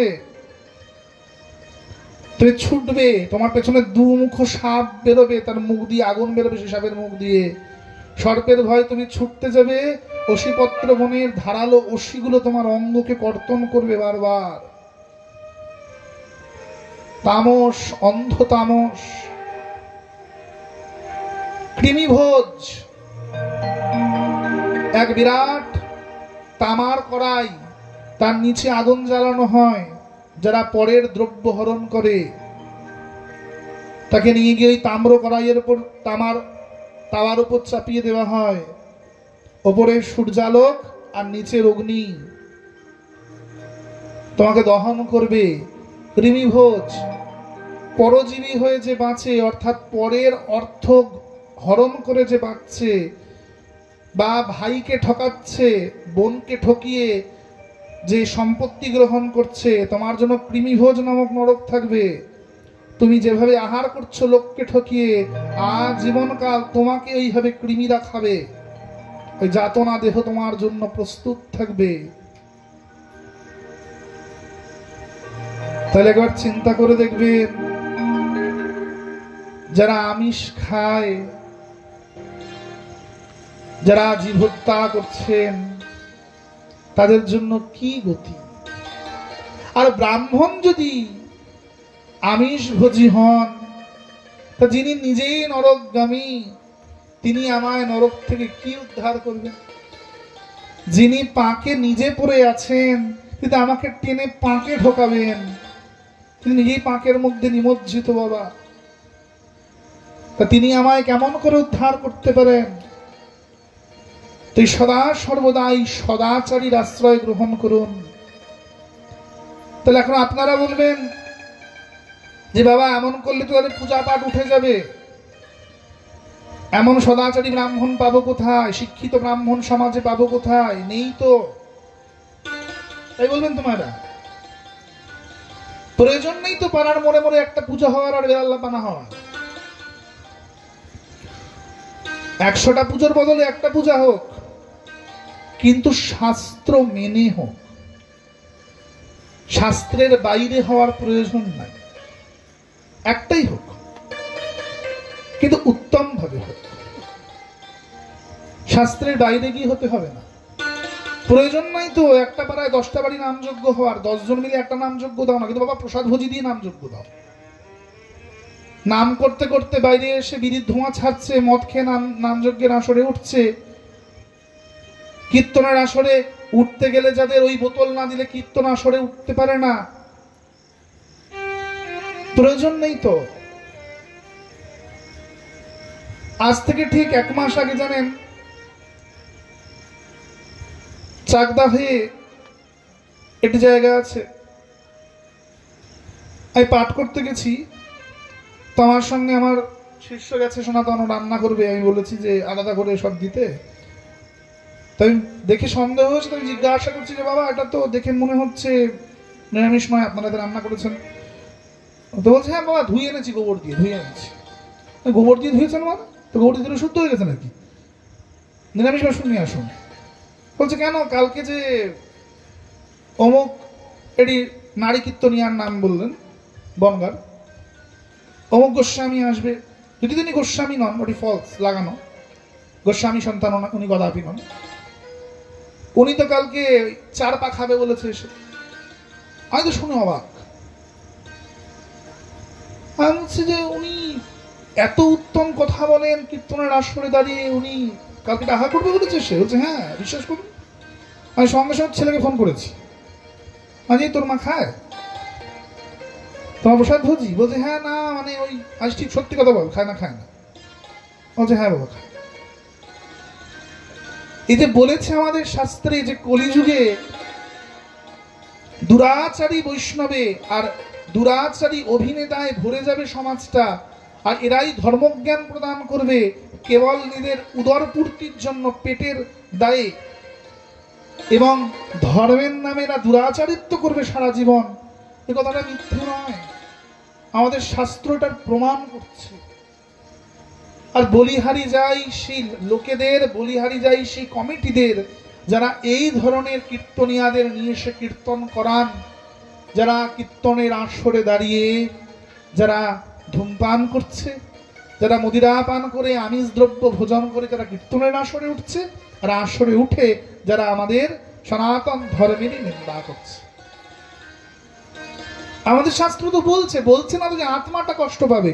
কি বলছে? যে আত্মাটা যাতনা দেহ লাভ করবে, সেই যাতনা দেহটাকে বারবার করে কষ্ট দেওয়া হবে, এখানে প্রকৃষ্ট রূপে তোমাকে বলে দেওয়া হয়েছে। কিন্তু মানুষ তো সেটা শাস্ত্র ঘাটবে না। ও একবার বলে দিয়েছে ভিডিওতে, সেটা ভিডিও ভাইরাল হয়ে গেছে, মানুষ নাচতে শুরু করে দেবে। ওই তো বিশাল বলেছে রে, দেখো সনাতন ধর্মে সব ভুল বলা হয়েছে, বলে গ্রন্থে সব ভুল বলা হয়েছে। মানে গ্রন্থকার মহামণি বেদব্যাস গাধা, আর ও একা পণ্ডিত। এত ঋষি মুনিরা যারা লিখলেন তারা গাধা, ও একা পণ্ডিত। আসলে গাধা ও না, ও সব জানে। গাধা সমাজের সেই মানুষগুলো যারা বিচার না করে নাচতে থাকে। আর আগে নিজে বিচার তো কর, অন্য 10টা পণ্ডিতের কাছে জিজ্ঞেস কর যারা পড়াশোনা করছেন বা যারা গ্রন্থ ঘাটেন, তা না হলে নিজে বইটা খুলে পড়। সেটা দেখিয়ে দিয়েছে যে যাতনা দেহ লাভ করে আত্মা, যেমন পুত্র যেমন পিণ্ড দান করে, আত্মা কি পায়? পিণ্ডময় দেহ পায়। আত্মার তো কোনো আহার নাই, তাহলে শ্রাদ্ধের দিন তাহলে জল আর পিণ্ডটা খাচ্ছে কি করে? কারণ আত্মা পুত্রের দেওয়া পিণ্ডতে যে দশার যে 10টি কাজ হয়, 10টি পিণ্ড, এর দ্বারা আত্মাটা তার পিণ্ডময় দেহ তার গঠন হচ্ছে। তারপরে যে পিণ্ডগুলো দান হয়, জলটা দান হয়, সেটা আত্মাটি খায়। শাস্ত্রে পূর্ণরূপে বলা হয়েছে এখানে। তেমনি যাতনা শরীর, যাতনা দেহ যমলোকে যেতে না যেতেই আত্মাকে প্রদান করা হয়। এ যাতনা দেহ ভোগ করে, যাতনা দেহের মৃত্যু নাই। যতক্ষণ না পাপ ভোগ শেষ হচ্ছে, মরবে আবার উঠবে, অজ্ঞান হবে, মূর্ছিত হবে, আবার উঠবে, এভাবে বারংবার। ওই যতগুলো আজ ঘষছ ঘটিতে, যতগুলো করায় নাড়ছ, শুধু গুনতে থাকবা জীবনে। তোমাদের জন্য অপেক্ষা করছে ওখানে। ওগুলো ছাড় নাই মা, কারুর ছাড় নাই। একেবারে ডিলাক্স, সুপার ডিলাক্স ঘর সব অপেক্ষা করছে। বলবেন না বিহারি লাল কি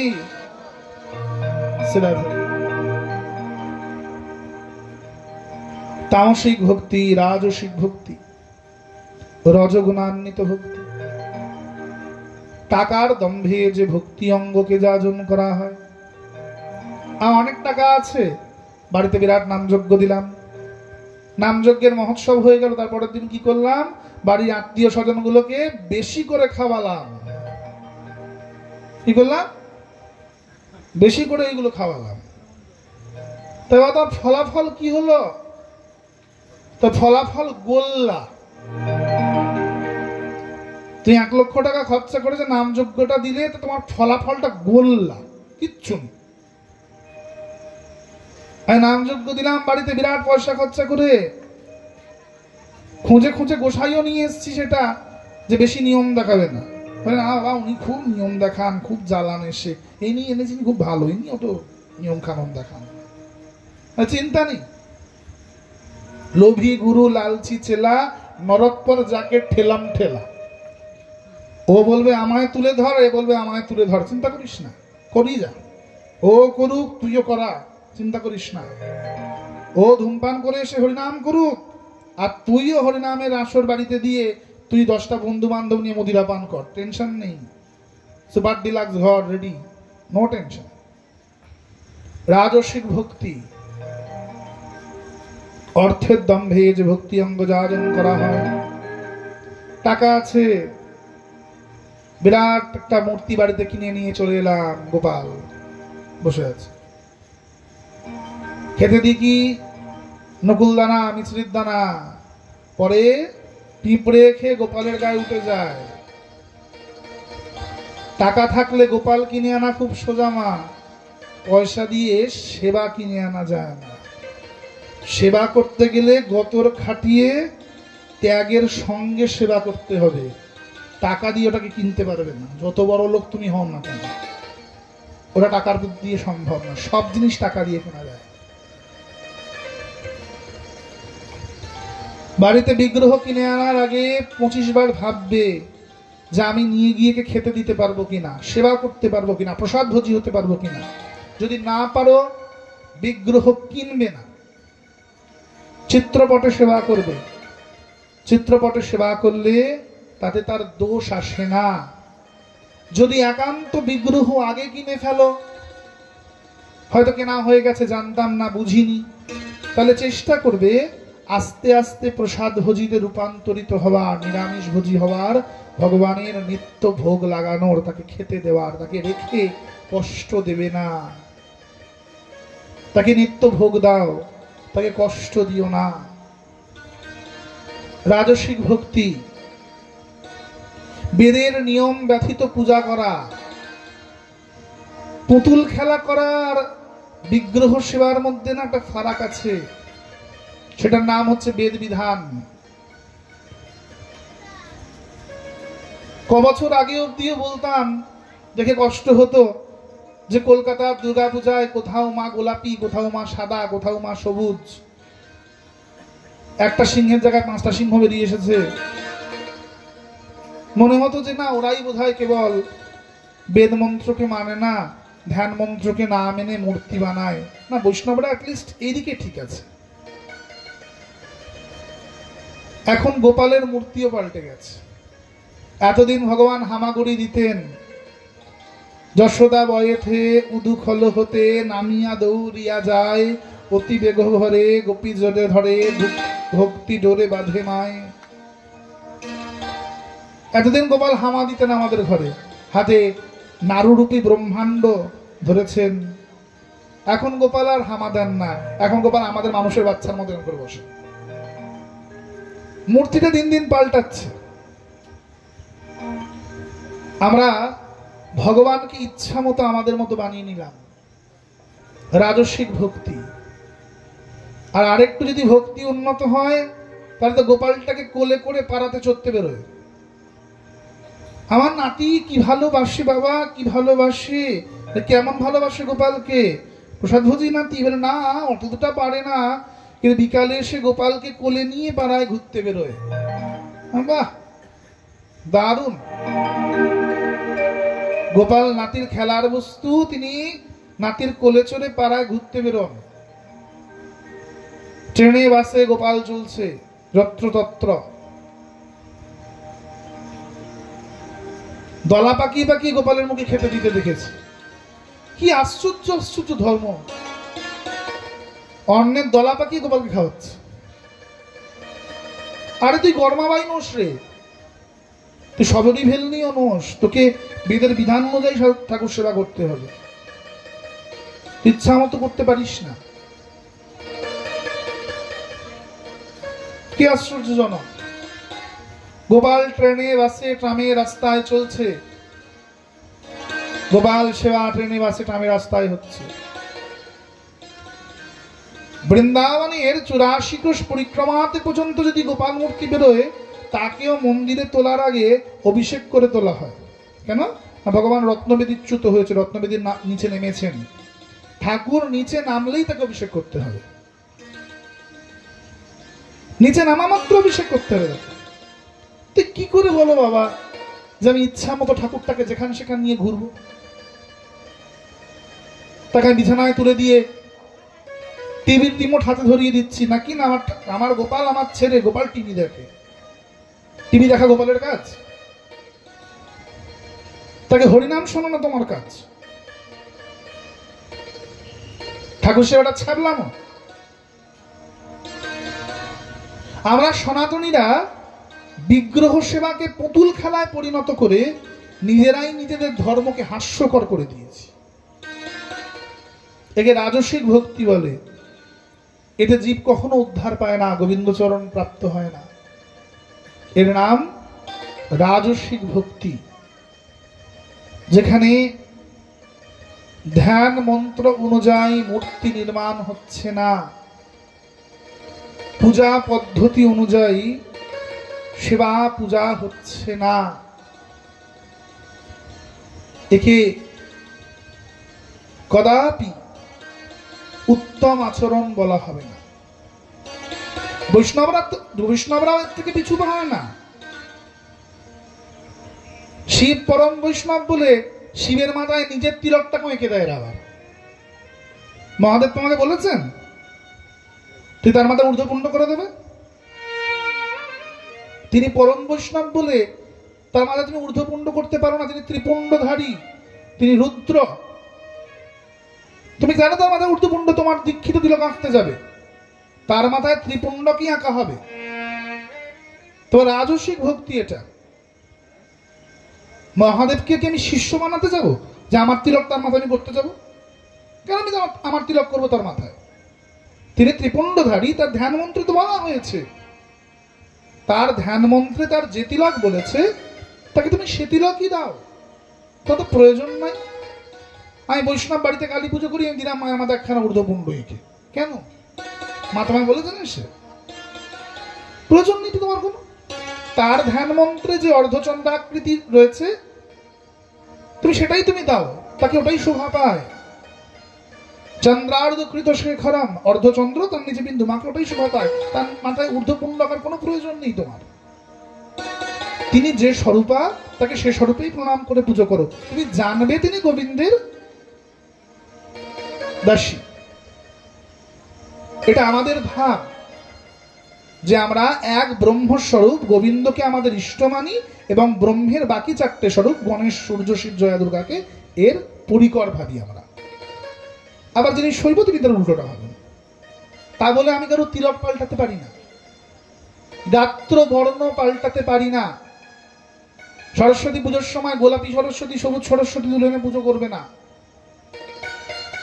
সাদা সরস্বতী, শ্বেত বর্ণা, শ্বেত হংসে বিরাজিতা, সাদা হাঁস, শ্বেত বস্ত্রাবৃতা, গায়ে সাদা রঙের কাপড় থাকবে, শ্বেত অলঙ্কার যুক্তা, গায়ের গয়নাটা পর্যন্ত সাদা হবে। তিনি জ্ঞানের দেবী, তিনি শতগুণের দেবী, তিনি রজগুণ তমগুণের দেবী নয়। দয়া করে তাকে নীল, গোলাপি, সবুজ করো না। কেন তাকে বিষের রং বানাচ্ছ? কেন তাকে সবুজ করছো? তোমার জ্ঞানটাও তো বিষময় হবে। তাকে নীল করছো, তোমার জ্ঞানটাও তামসিক হবে। শ্বেত বর্ণা সরস্বতীর উপাসনা করি আমরা সাত্ত্বিক গুণ পাওয়ার জন্য, শত জ্ঞান পাওয়ার জন্য। তাকে দয়া করে নীল, গোলাপি, সবুজ করো না। মৃৎশিল্পীদের দোষ নাই, তোমরা ডিমান্ড করো ওটা, নতুন রকম একটা মূর্তি বানানো। কেন মূর্তিটা নতুন রকম হবে কেন?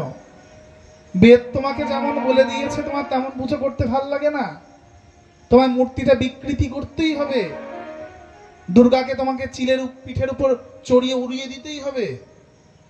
তোমাকে সরস্বতী লক্ষ্মীর গায়ের কাপড় খুলিয়ে দিয়ে কাচুলি পরিয়ে বসাতেই হবে, পেট বার করতেই হবে। নিজেদের দেবীদেরকে অপরের কাছে নিন্দিত এবং হাস্যকর না হলে তোমাদের চলে না। লক্ষ লক্ষ টাকা পূজা কমিটি খরচা করতে পারে, কিন্তু লক্ষ টাকার সঙ্গে যদি শূন্য গুণ করি ফলাফল কি আসে বলুন তো?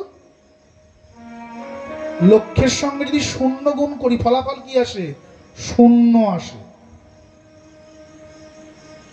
লক্ষ টাকা খরচা করলাম কিন্তু পূজার মূল জায়গাটাই খারাপ হয়ে গেল, ফলাফল আমার গোল্লা হলো। বাড়িতে বিরাট বড় পুজোর আয়োজন করলাম, মানুষকে খাওয়াবো যে জিনিসটা সেই ঘিটা ভালো ঘি আনলাম, আর হোমের দ্রব্যে যে ঘিটা লাগবে খুঁজে খুঁজে বাজার থেকে পচা ঘিটা নিয়ে আসলাম, তো ফলাফল তো গোল্লা। পূজাটাই তো মূল আয়োজন, বৈদিক হোমটাই তো মূল আয়োজন, না লোক খাওয়ানোটা মূল আয়োজন? তোমার কোনটা মূল? কোনটা মূল বাবা?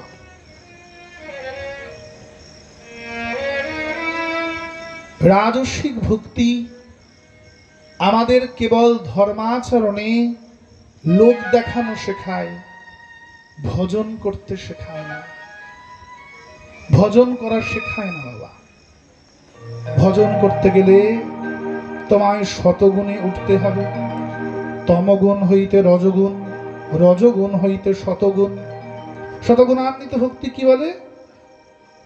শতগুণার ভক্তি লোকের ক্ষতি চায় না, সে আয়ু যশ প্রতিষ্ঠা চায় না। সে কি চায়?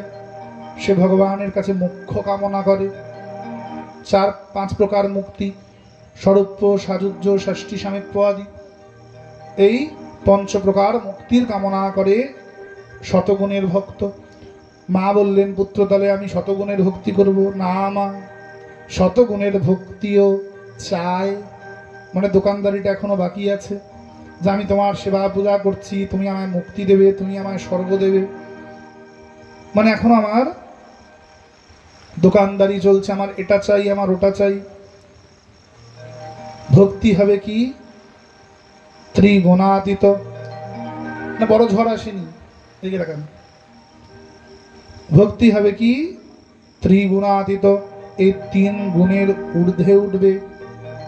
এই মহাদেবের কপালে যে ত্রিপুণ্ডটা কেন বলুন তো? বৈষ্ণবরা তো শখ করে ত্রিপুণ্ডের জায়গায় অনেক সময় ঊর্ধ্বপুণ্ড করে দেন। বাবাজি সম্প্রদায়রা করে না, বিদেশি সম্প্রদায়রা এগুলো বেশি করে। কেন ত্রিপুণ্ড বলুন তো? উনি ত্রিগুণাতীত, উনি 3 গুণের ঊর্ধ্বে উঠেছেন, তাই উনার কপালে ত্রিগুণাতীত তিলকটাই থাকবে, পরিবর্তন করবে না, তাকে ওটা শোভা পায়। মায়ের কপালেও দেওয়া যায়, ওটা অসুবিধা নেই। আর বৈষ্ণবের ভক্তিও হবে ত্রিগুণাতীত। মহাদেব পরম বৈষ্ণব, তার মতো বৈষ্ণব নাই। আমাদের ভক্তি হবে কেমন? ত্রিগুণাতীত। মাঝখান থেকে সরিষে বসুন। আমাদের ভক্তি হবে কেমন? ত্রিগুণাতীত, 3 গুণের অতীত। পরের ক্ষতিও চাইব না, যশ প্রতিষ্ঠাও চাইব না, দেবতার কাছে আমরা মোক্ষ কামনাও করব না। তাহলে কি চাইব?